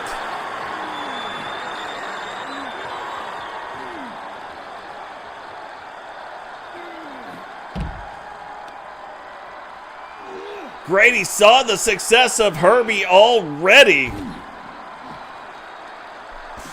It's funny, sometimes you hit the name and then Nightbot comes on to say something different.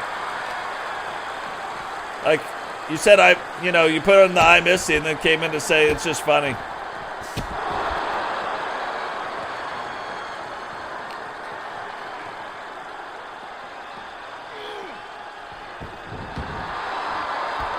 So now, but Is that a mistake? Grady waiting to get in the ring. Well, maybe that's not a mistake. Grabs the barbed wire baseball bat. Eagle stops him from doing it.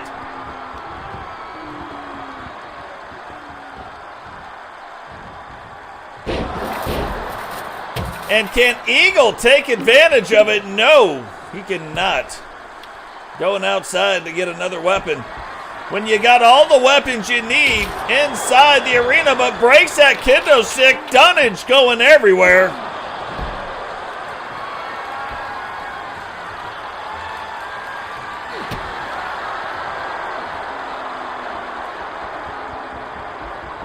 Oh, he almost put him through that table the hard way. Almost put him through him. Put him through that table in reverse style. Can he get the win right here? Picks him up and power bombs him right through the table. Eagle Star, your winner. Here is your winner, the Eagle Starman.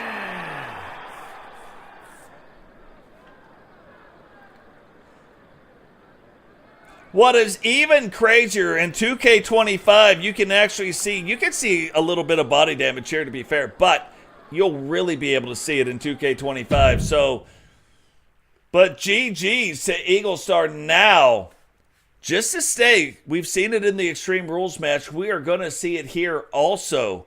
2 out of 3 falls count. Normal tag team though, but not an elimination match. You got to get 2 pinfalls, 2 submissions, 1 pin, 1 submission, any combination, but you got to win the match twice.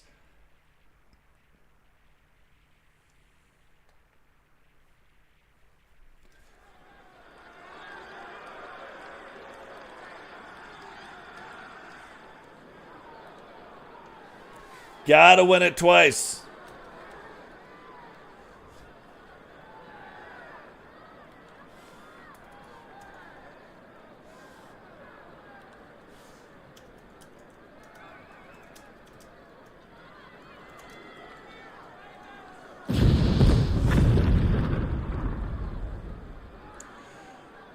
Again, Hit Squad, one of the oldest tag teams in the history of our universe, making their way down to the ring, trying to get those tag team belts back around their waist. But look, it's going to be no small feat here tonight. You're talking about 2 former world champions holding on to those belts. And those 2 former world champions beating 2 other former world champions in GC Rock and Robbo. Now, neither one of these 2 have ever won the world title. So again, you look at a match like this. If these guys do very well against them, let's say one does better than the other. Let's say Cecil was the one doing very well. We've seen Cecil get a shot at the Universal title against Sting many, many moons ago, but would that be enough maybe to get a shot at the current world champion?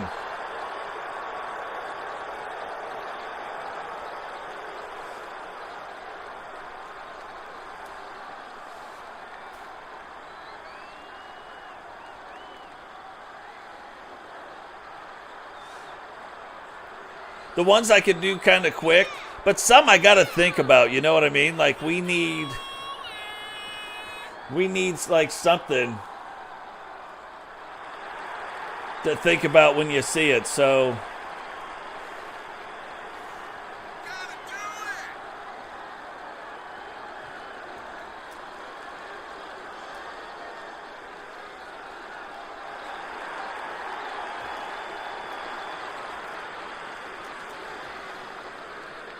like I bet you if you do Kempty's name again, you might see something, you know what I mean?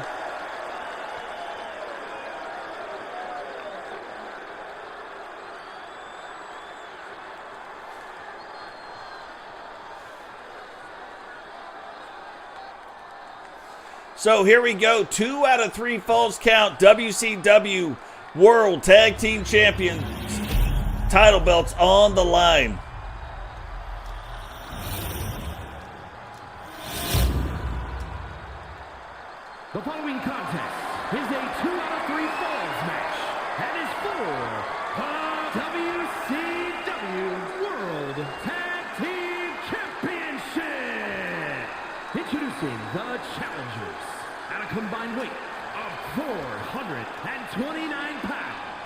the Hit Squad. And their opponents, at a combined weight of 611 pounds, the WCW World Tag Team Champions, the New Foundation.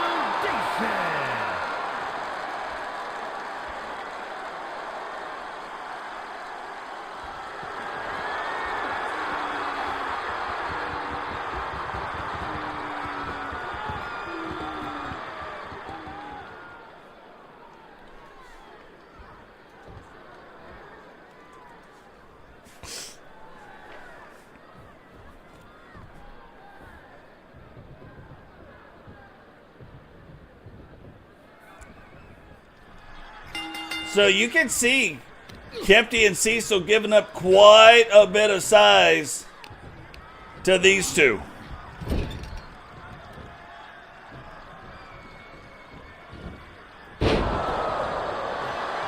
Destin would almost be like believing in Bigfoot's brother, you know what I mean?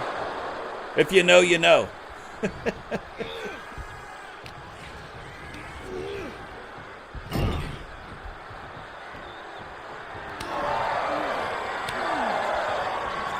Look at Paul getting after it.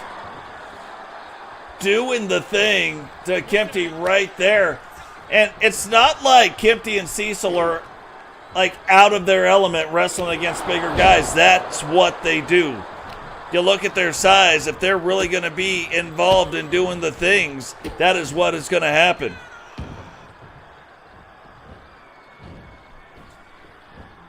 But you wonder, going into a match like this, do they want it to fall a certain way? Do they want the matchups in the ring to fall a certain way, or does it matter? You know what I mean? You got Cecil, a light heavyweight, Kempty, a cruiserweight, but then you're looking at two former world champions and two really, like, they're smaller super heavyweights, but they're on the smaller side of the super part, but still they're giving up 2 weight divisions or 3 weight divisions. So then does it matter when both the other guys are roughly the same thing? I'm not really sure. One of those things we're going to have to kind of watch and keep an eye on to see, is there a way that they are wrestling to try to put themselves in different matchups, you know what I mean?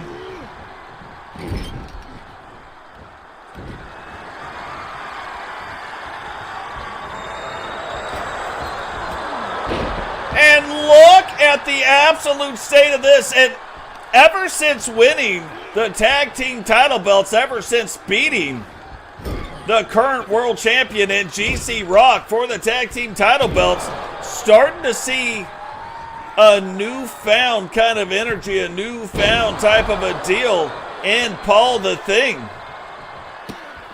Totes up there on the backside. Charles Robinson not paying attention, but removing that turnbuckle pad, so definitely want to keep an eye out on that.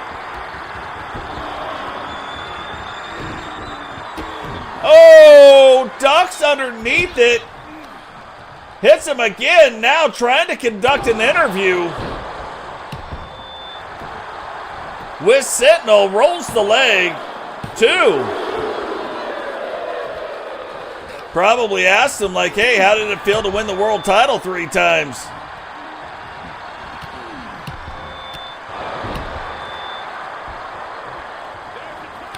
But see, Monstar, who was in the chat earlier, you can go to Monstar's channel, and that's what he does. He fights monsters against monsters, you know what I mean?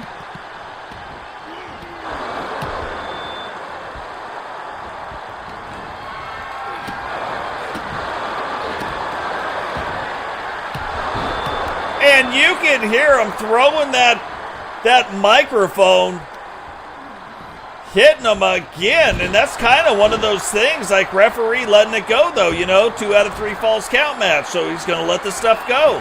I don't think there is a way to be disqualified in this match. Not sure if the falls count anywhere. I think they do.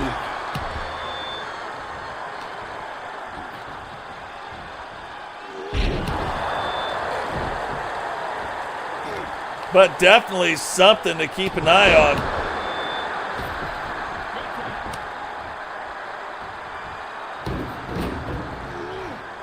And Brutus getting tired of getting, not Brutus, but Paul getting tired of getting hit with microphones and the such. Grabs the stairs, but look at this! The little ditty by Jack and Diane.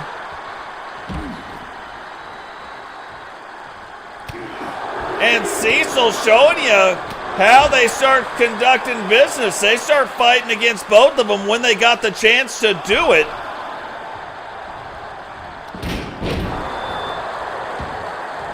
And it makes you wonder, is he going to use those steps? We know Paul brought him in, but he throws Paul into the side. Can't even use that to get the double team move going because there's no turnbuckle pad up there. So is that going to come back? He just hit the back of his head on those steel steps. And you look at the diamond-plated steps, and that is not what you want the back of your head hitting. Again, and you can see he's whipping them over there to maybe get a double team move in, but because that turnbuckle pad is missing, they may not get it. And look at that! Again! But this time, Sentinel's like he did not appreciate that interview, you know what I mean? He was like, you could have held on to that. That would have been fine. Smashes him down right on top of the microphone. I don't even think Charles Robinson was ready for that.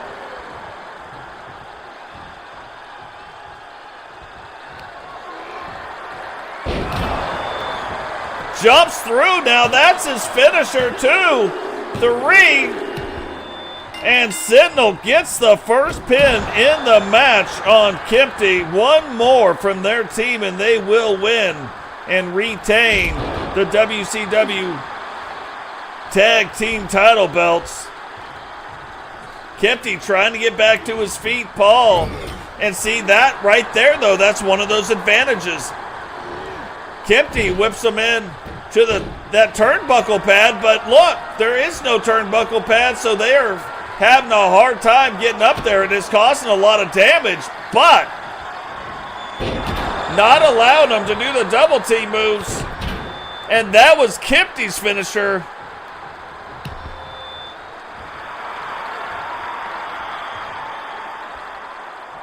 If somebody's got Monstar's page, put that link down in the chat.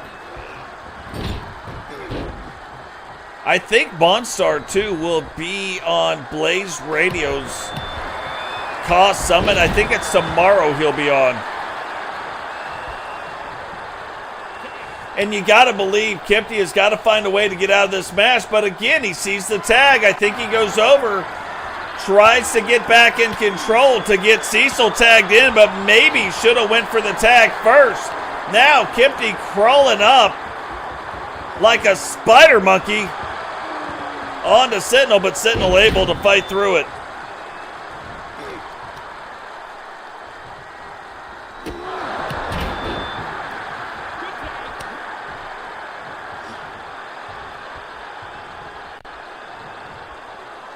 So the Cost Summit, Cost stands for Created Wrestler, but the Cost Summits on Blaze's page is a podcast bringing all the channel E-Federation owners together that have been doing it for a minute to kind of get together, talk about what they do, how they run their federations, even bringing together some of the CAW wrestlers that have been doing it for a while just to talk about what they do.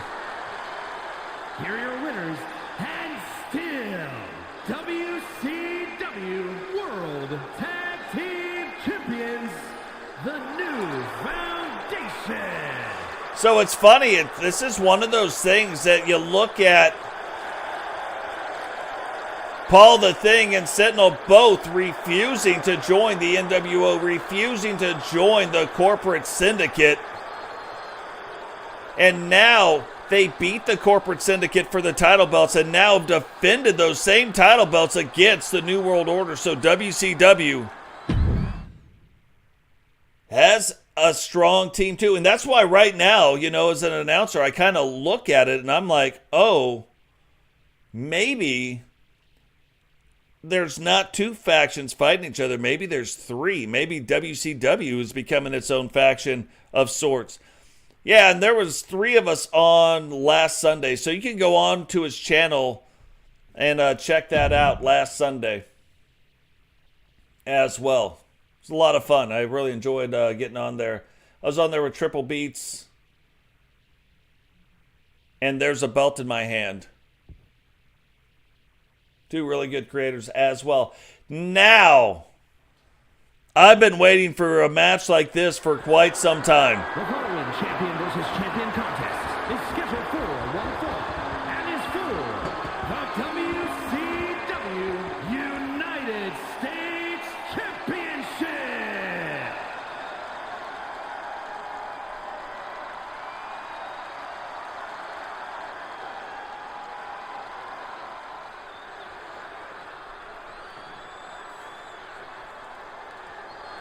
Can Vipero here tonight. And if you notice, nobody from either faction allowed to come down to the ring. It is Vipero versus Matt Storm.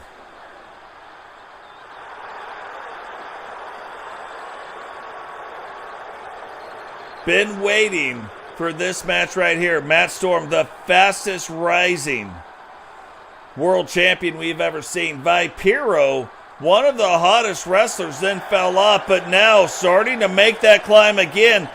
Can he stop Matt Storm and reclaim the WCW United States title belt here tonight? The difference between it's a heavyweight versus a cruiserweight, but just like in the last match, Vipero, no stranger to fighting people that are larger than him.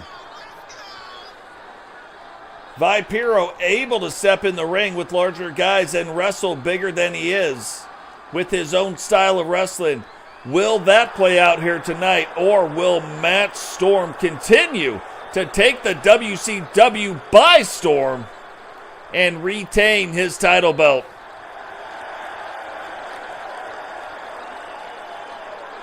What's going on, Prime Time? Yeah, it was a lot of fun.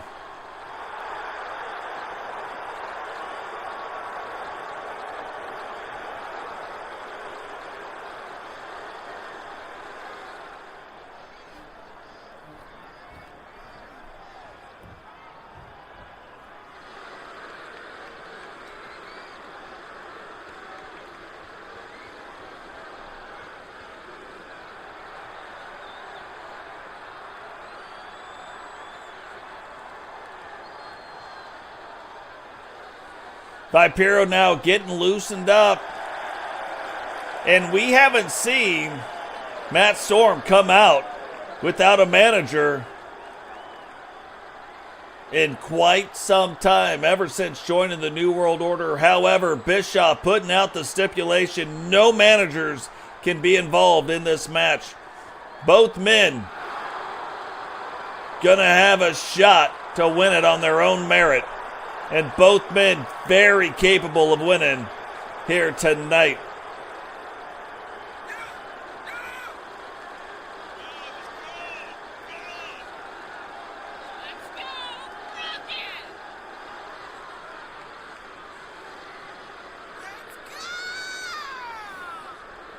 So, Robert, you're asking for Monstar's channel. There it is, right there. If he put it down there in the chat.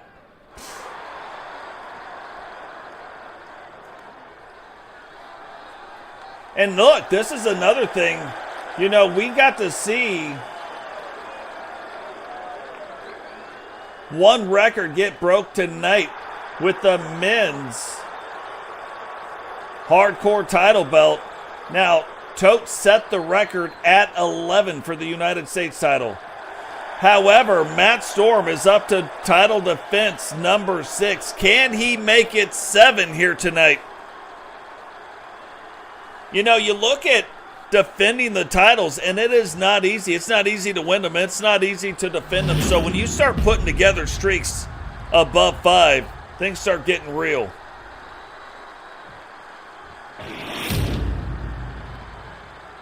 Introducing the challenger from Columbus, Georgia, weighing in at 205 pounds, one half of the Universal World Heavyweights Tag Team Champions, the Snake Vipero.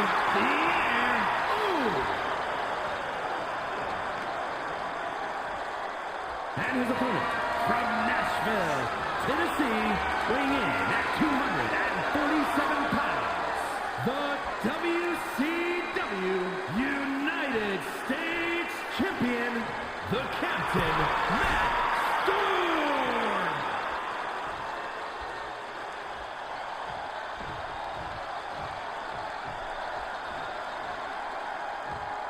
So big business going on here right now. We are already up to match number 7. We still have the Women's US and very special guest appearance. Doesn't typically happen, but the Universal World title will be on the line in the main event here tonight. Totes versus Steve Austin. Melinda G in the next match will be putting the WCW Women's United States title belt on the line against former 2-time world champion Victoria VanDiver. Lots of wrestling here to go, but before we get to any of that, we have got this going on, and what is going on here? You want to talk about getting off to a quick start. That is exactly what's going on. And both of these guys trying to stay one step ahead of the other one, trying to make sure that they either retain or win this title belt, but you can see it is very obvious these guys have both done their homework. Both these guys expecting to see what goes on in the ring.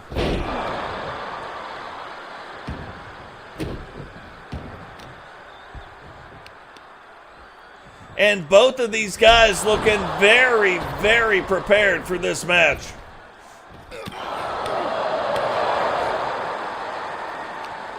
And again, you got a member of the corporate syndicate and you got a member of the New World Order. I wouldn't want either one of these guys on the outside of this ring, but because they're both from where they're from, who is going to get the advantage on the outside of the ring?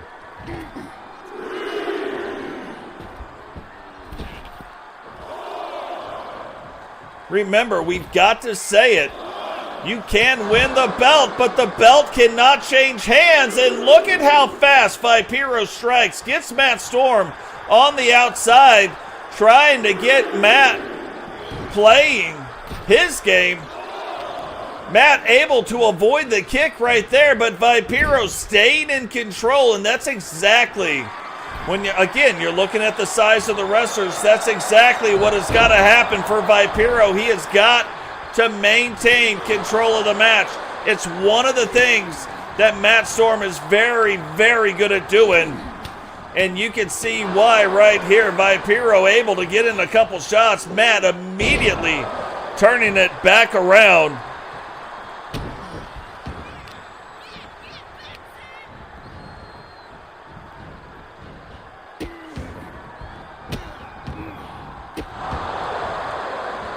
Yeah, but you know what's funny? Like Freeman, I know a lot of Freemans, you know what I mean? Like it's a common name. If you guys knew my last name, it is very uncommon. There's only one of me on Facebook, for real. And one fall. We've seen a lot of 2 out of 3 falls count matches, right? Only one fall in this match is going to win it. So you got to be on your game. Title belt does not change hands on a count out. Yeah, you win, but you don't get the title with it. These guys wanting to prove the point of who is the one, who is the guy most on the rise right now. Yeah, there might be more than one Magoats out there as well. But there is only one of me on Facebook. Figure that out.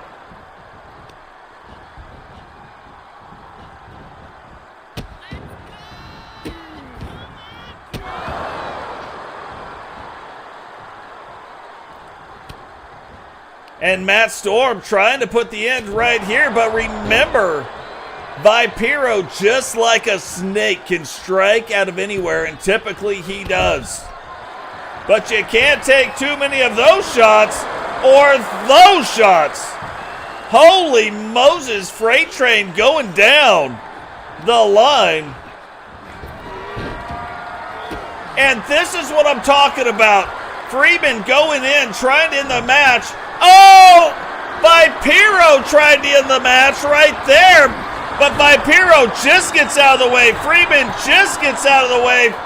Now, Matt Storm played it up to the crowd, getting the crowd pumped up. Can he finish it right here? No. And look at the state of this. Vipero jumping up, going around, and the old flippity-doo-dah manner trying to put him in the armbar. Matt Storm stopping it, driving the knee, hooks the leg.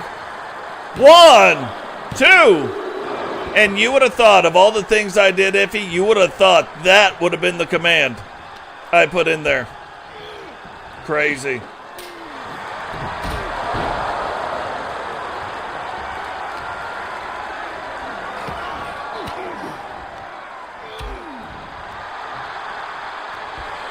And there it is. Is Matt Storm going to tap out to the constrictor? Vipero's got it locked in. We have seen him in many matches like this. Instead of tapping out, he's going to tap them ribs. Temple talking about tickling the ribs. Matt Storm in the ring tapping them ribs. Vipero, though, getting it turned back around and getting Matt Storm over there. And this has got to be a thing that has got to make you nervous. Look at the state of this throw. And tries it again. Matt Storm, though, backs out of the way. And we have seen both these guys do it now. Come very close in the match. And we have seen both of them just get far enough out of the way so that they stay in position to put on the next move.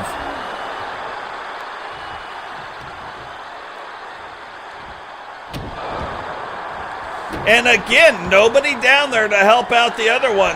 Nobody from the NWO down here.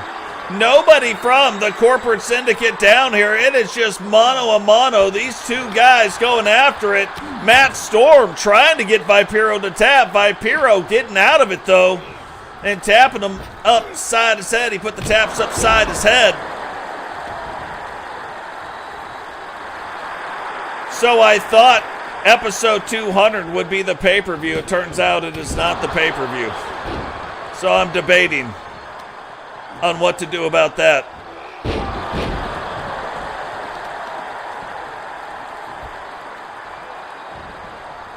So I don't know. It might be 201 that is bigger. Who knows?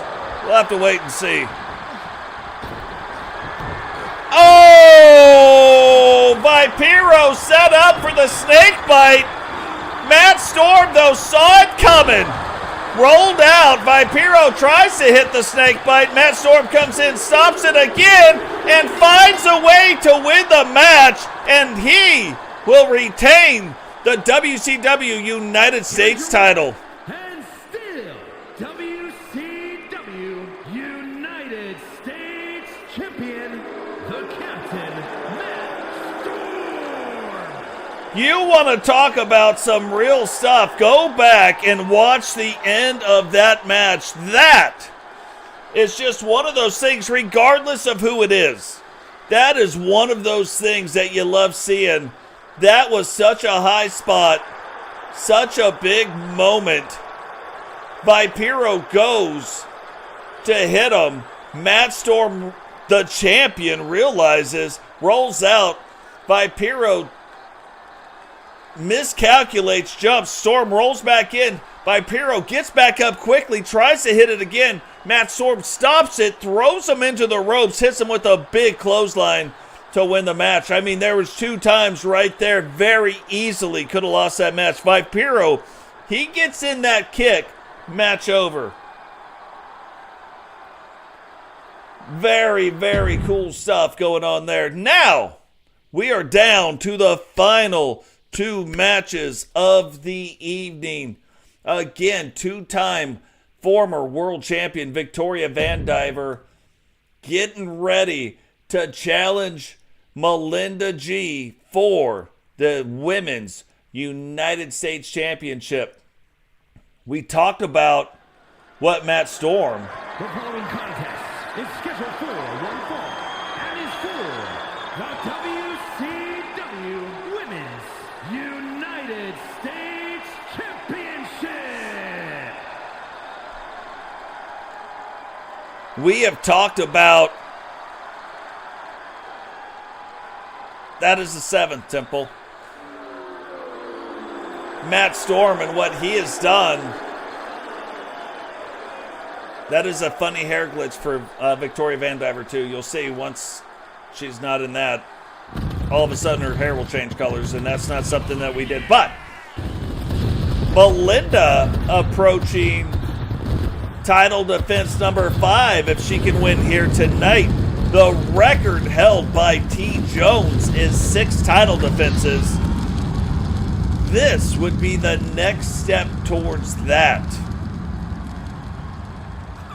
So if she can beat Victoria VanDiver here tonight, we could see her fight one more time. And if she wins, then her and T. Jones face off.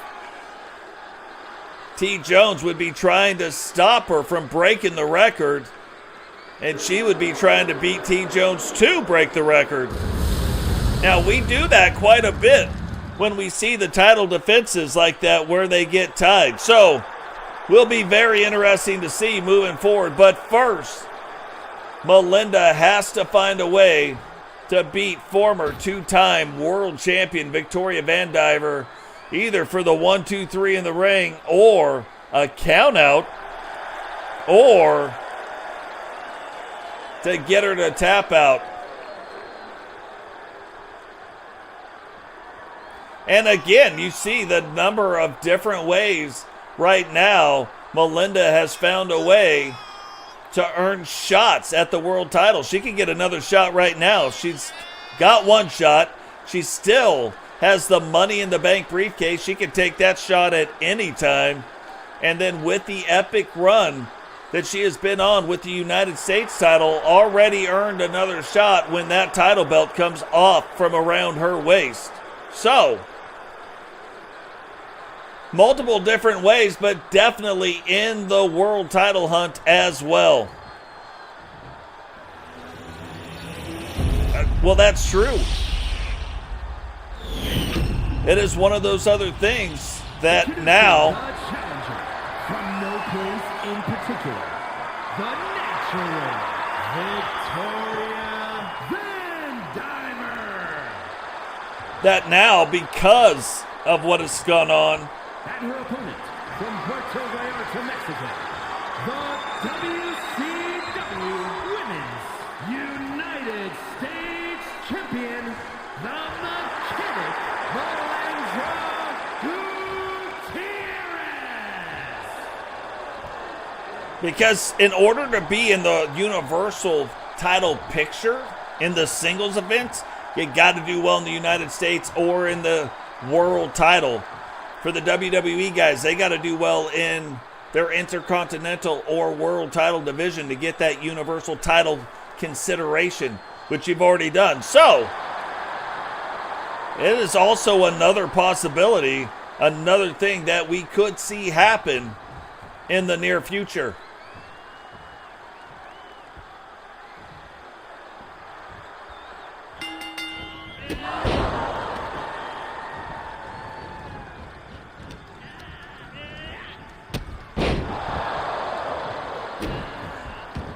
Yeah, and the Cause Summit going to happen tomorrow as well. Should be very interesting.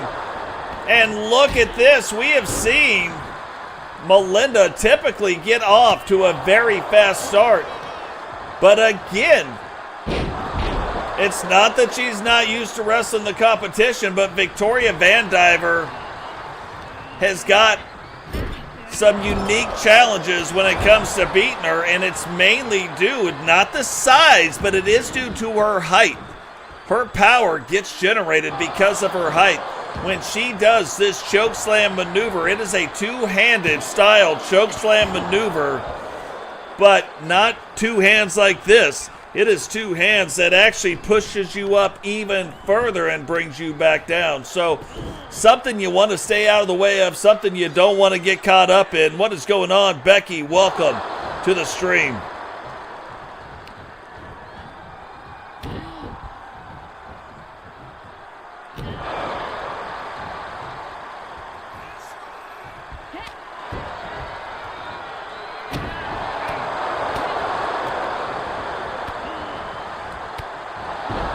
Yeah, what's funny, it's actually the light heavyweight and television titles were unified.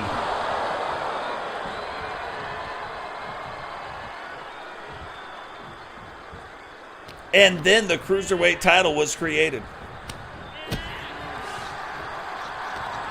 Or it might have been created before, but that's the main reason why they were unified. Yeah, we have quite the cruiserweight division, to be fair.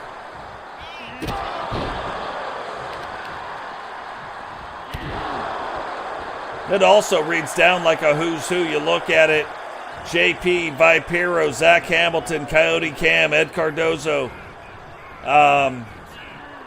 Herbie, Kempty, Chilavok. I mean, it is Chris Ray, Peyton Hardy. Like there are some folks in there for sure. Yeah, Repentia, that's a funny one.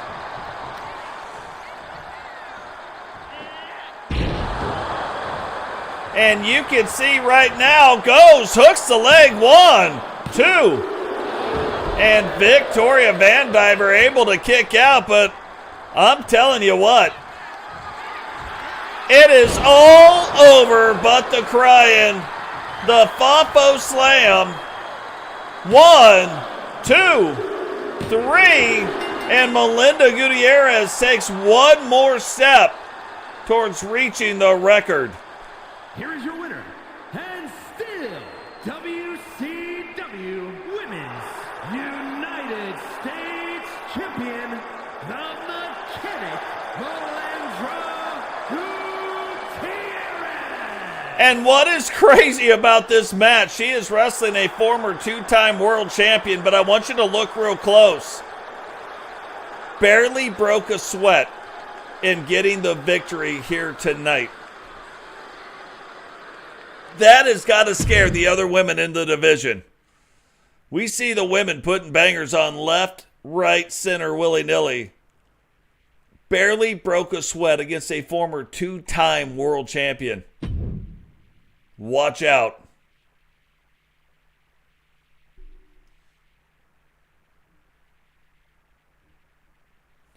So here we go. Main event of the evening. This is one of those matches that come around.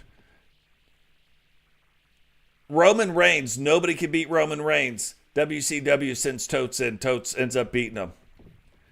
Stone Cold Steve Austin has been just plowing through the competition. WCW. They're going to see if it works, but they're throwing Eric Bischoff talking with Stephanie McMahon. See if it works tonight. Champion versus champion contest is scheduled for one fall. That is for the Universal World Heavyweight Championship.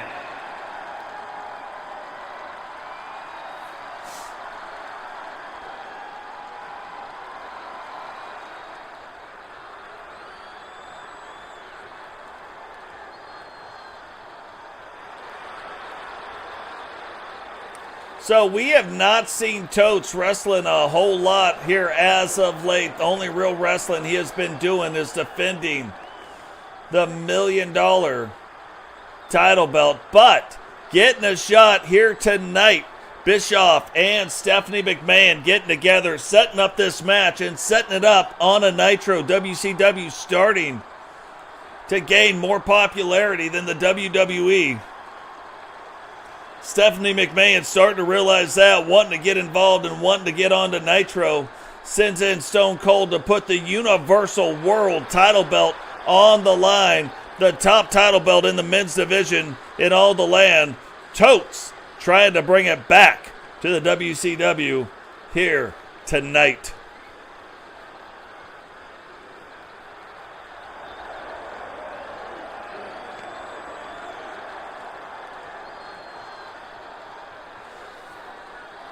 Again, we've seen this before. We have seen Totes get sent in against the top WWE guys when they can't get the best of them. Totes just defended the title belt against The Rock on the Monday Night War show.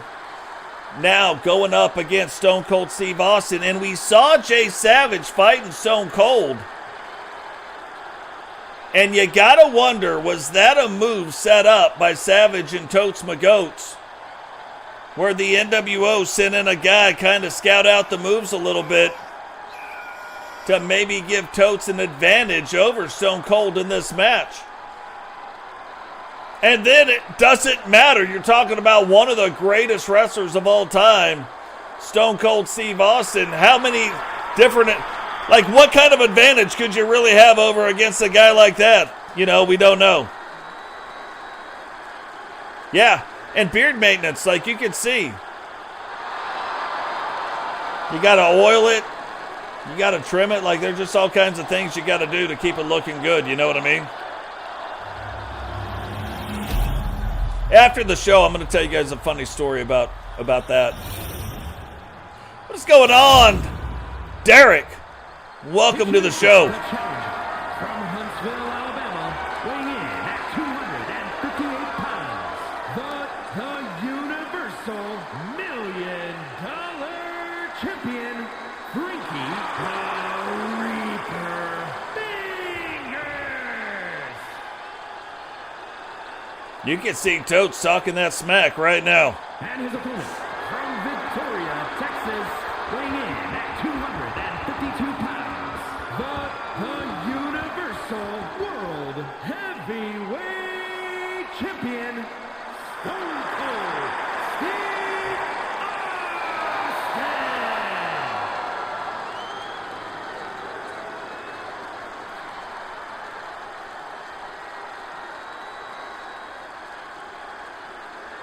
Stone Cold Steve Austin. Stone Cold Steve Austin, Universal World Champion, putting the title belt on the line. Totes checking it out. But we have seen Totes wrestle a couple different ways here recently. But we have seen in every Stone Cold match, he has dominated the pacing, dominated the way it goes, dominated how can Totes try to change that up, or is Steve Austin going to keep on just steamrolling through his competition? Will Stephanie McMahon get involved? Like, one of the stipulations was that she be here tonight on Nitro, make sure the shenanigans aren't happening. You can see Totes on the other side, who he brought down to his ring. Usual manager Scarlett.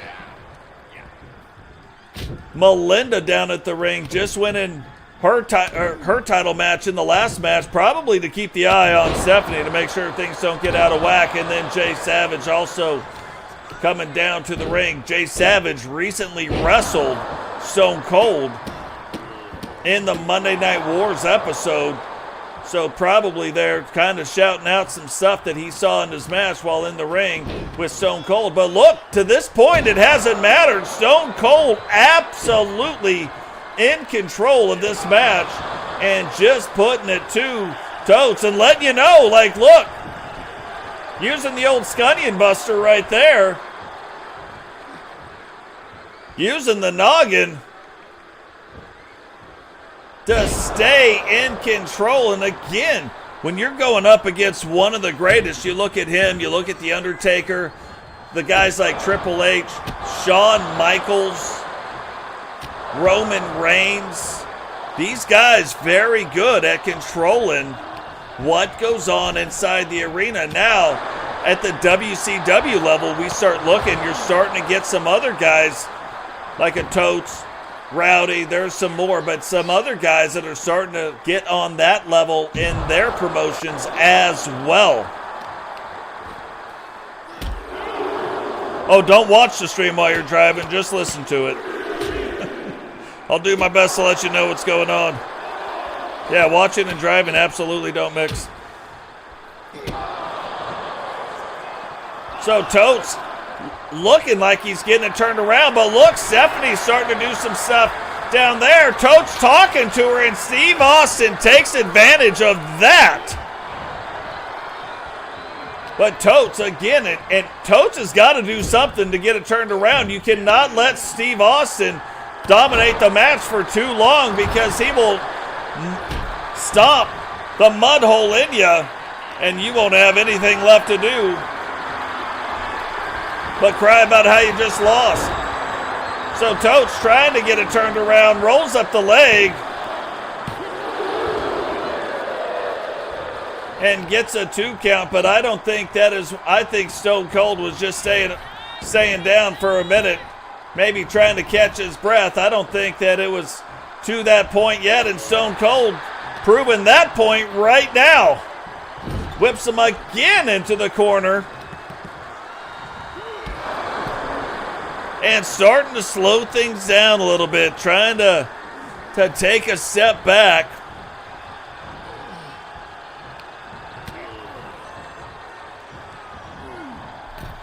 And really going to work. And not just one part of Totes, really working over the entire body of Totes McGoats. Now rolls up the leg, 2. And Totes kicks out in 2. And again, this is another match where only one fall is all it takes. And it'll be over if he can get this in. And he does. It is all over but the crying 1, 2. And how in the hell did Totes McGoats kick out of that? You can hear the crowd chanting, "We're not worthy," but I don't think Totes has much left in him after kicking out of a stunner.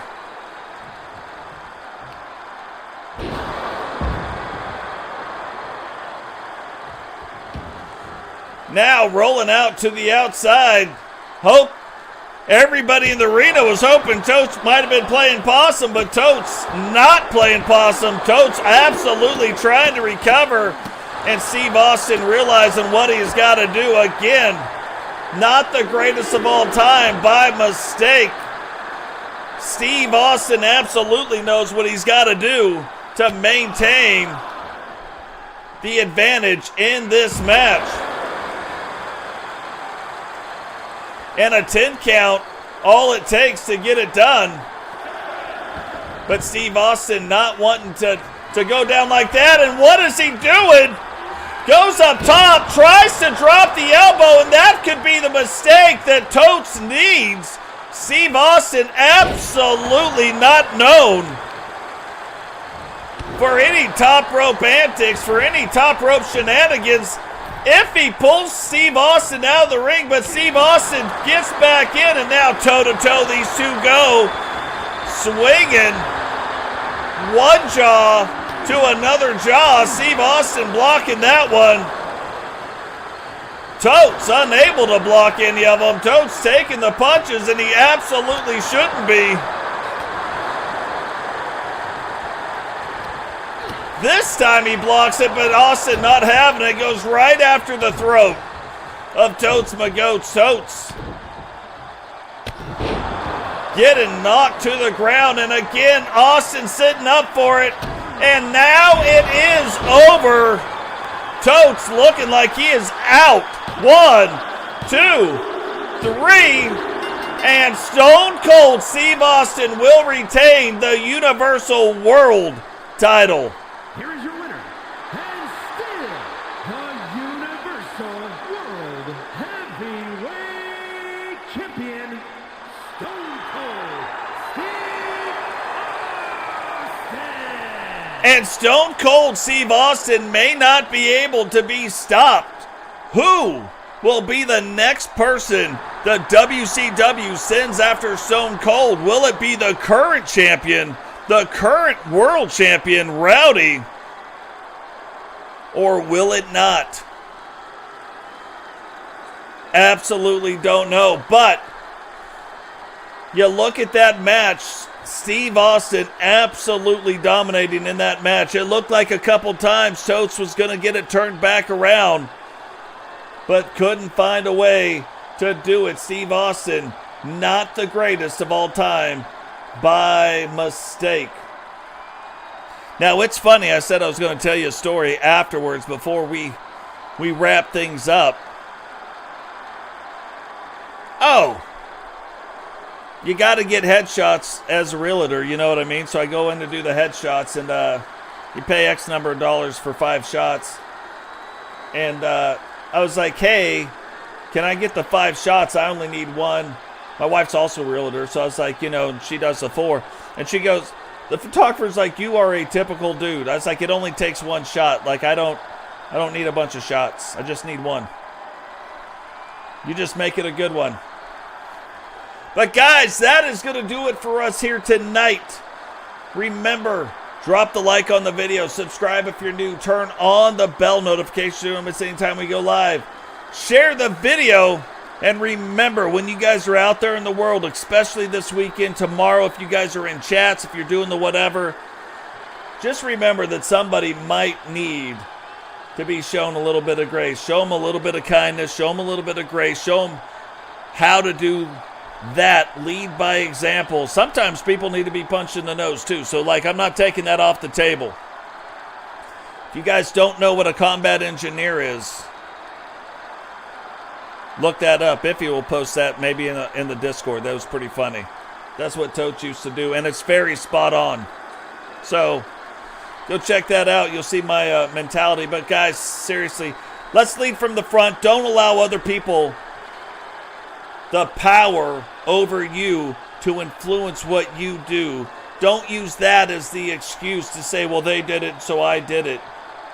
And I don't mean jump off the bridge. I got it. I was a parent for a long time. Still a parent. That's not what I'm saying. But I raised kids. My kids are older now too. But I'm just saying, not the bridge analogy. But, he was mean to me, so I was mean back to him. Yeah, you don't have to be.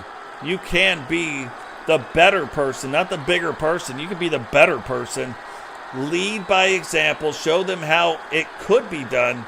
And maybe they will follow and take that lead as well. But guys, that is going to do it for us here tonight at the Totes My Goats Wrestling Network. So from all of us here to all of you out there, have a great day, and we will catch all of you in the next one. Peace.